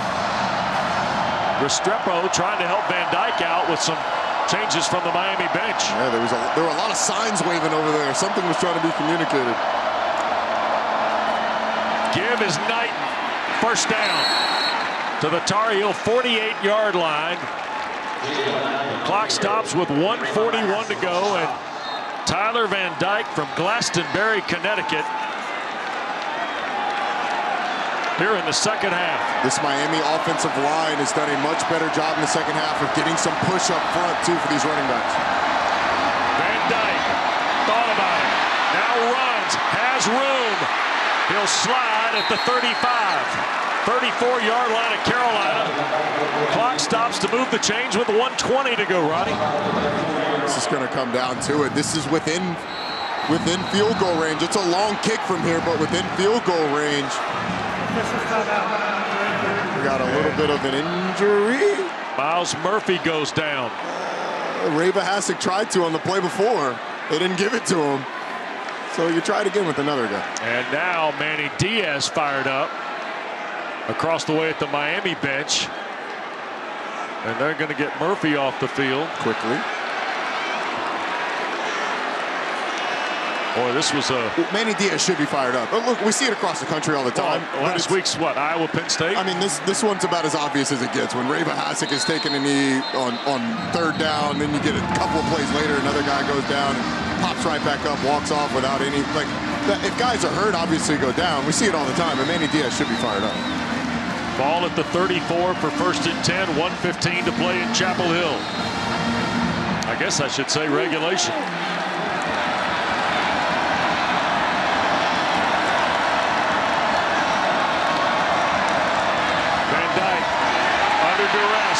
Flushed, stays on his feet to the near side. He'll be tackled at the 21. It's a first down for Miami. Desmond Evans comes across the field to make the play. Again, well within field goal range. And look, Manny Diaz came under some fire at the end of the Virginia game for not going for it, not being aggressive enough. While without being reckless, I think you have to give Tyler Van Dyke an opportunity to put this ball in the end zone. Van Dyke eludes Biggers, throws, and short of Knight and incomplete. 39 seconds left. Now that situation was a little bit different that we had against Virginia, that Miami had against Virginia. A field goal would have won the game there. Here, a field goal simply ties it. So Miami obviously going to be aggressive. This North Carolina defense has been able to get pressure, but you have to tackle the quarterback when you get back there. We talked about Miami's tackling woes. North Carolina hasn't been a ton better this season. Knighton in the backfield with Van Dyke. Van Dyke slings it, caught Rambo, knocked down. Clock continues to run. 30 seconds left. You got to throw the ball past the sticks if you're Tyler Van Dyke. 3rd and 4, Roddy. They've got time to run a play, but you cannot get tackled inbounds. There's not enough time to get the field goal off. It's got to be an incompletion or first down. They're going to hand it. No, Van Dyke batted in the air. And is it intercepted? It is. Cedric Gray, I think, has intercepted it.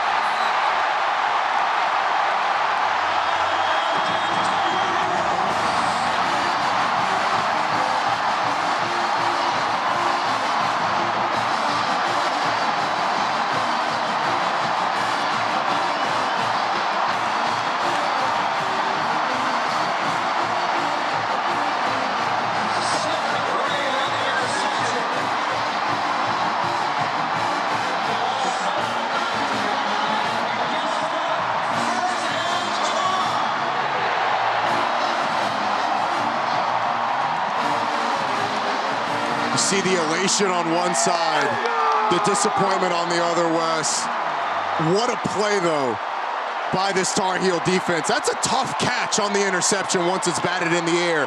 You got everybody around you.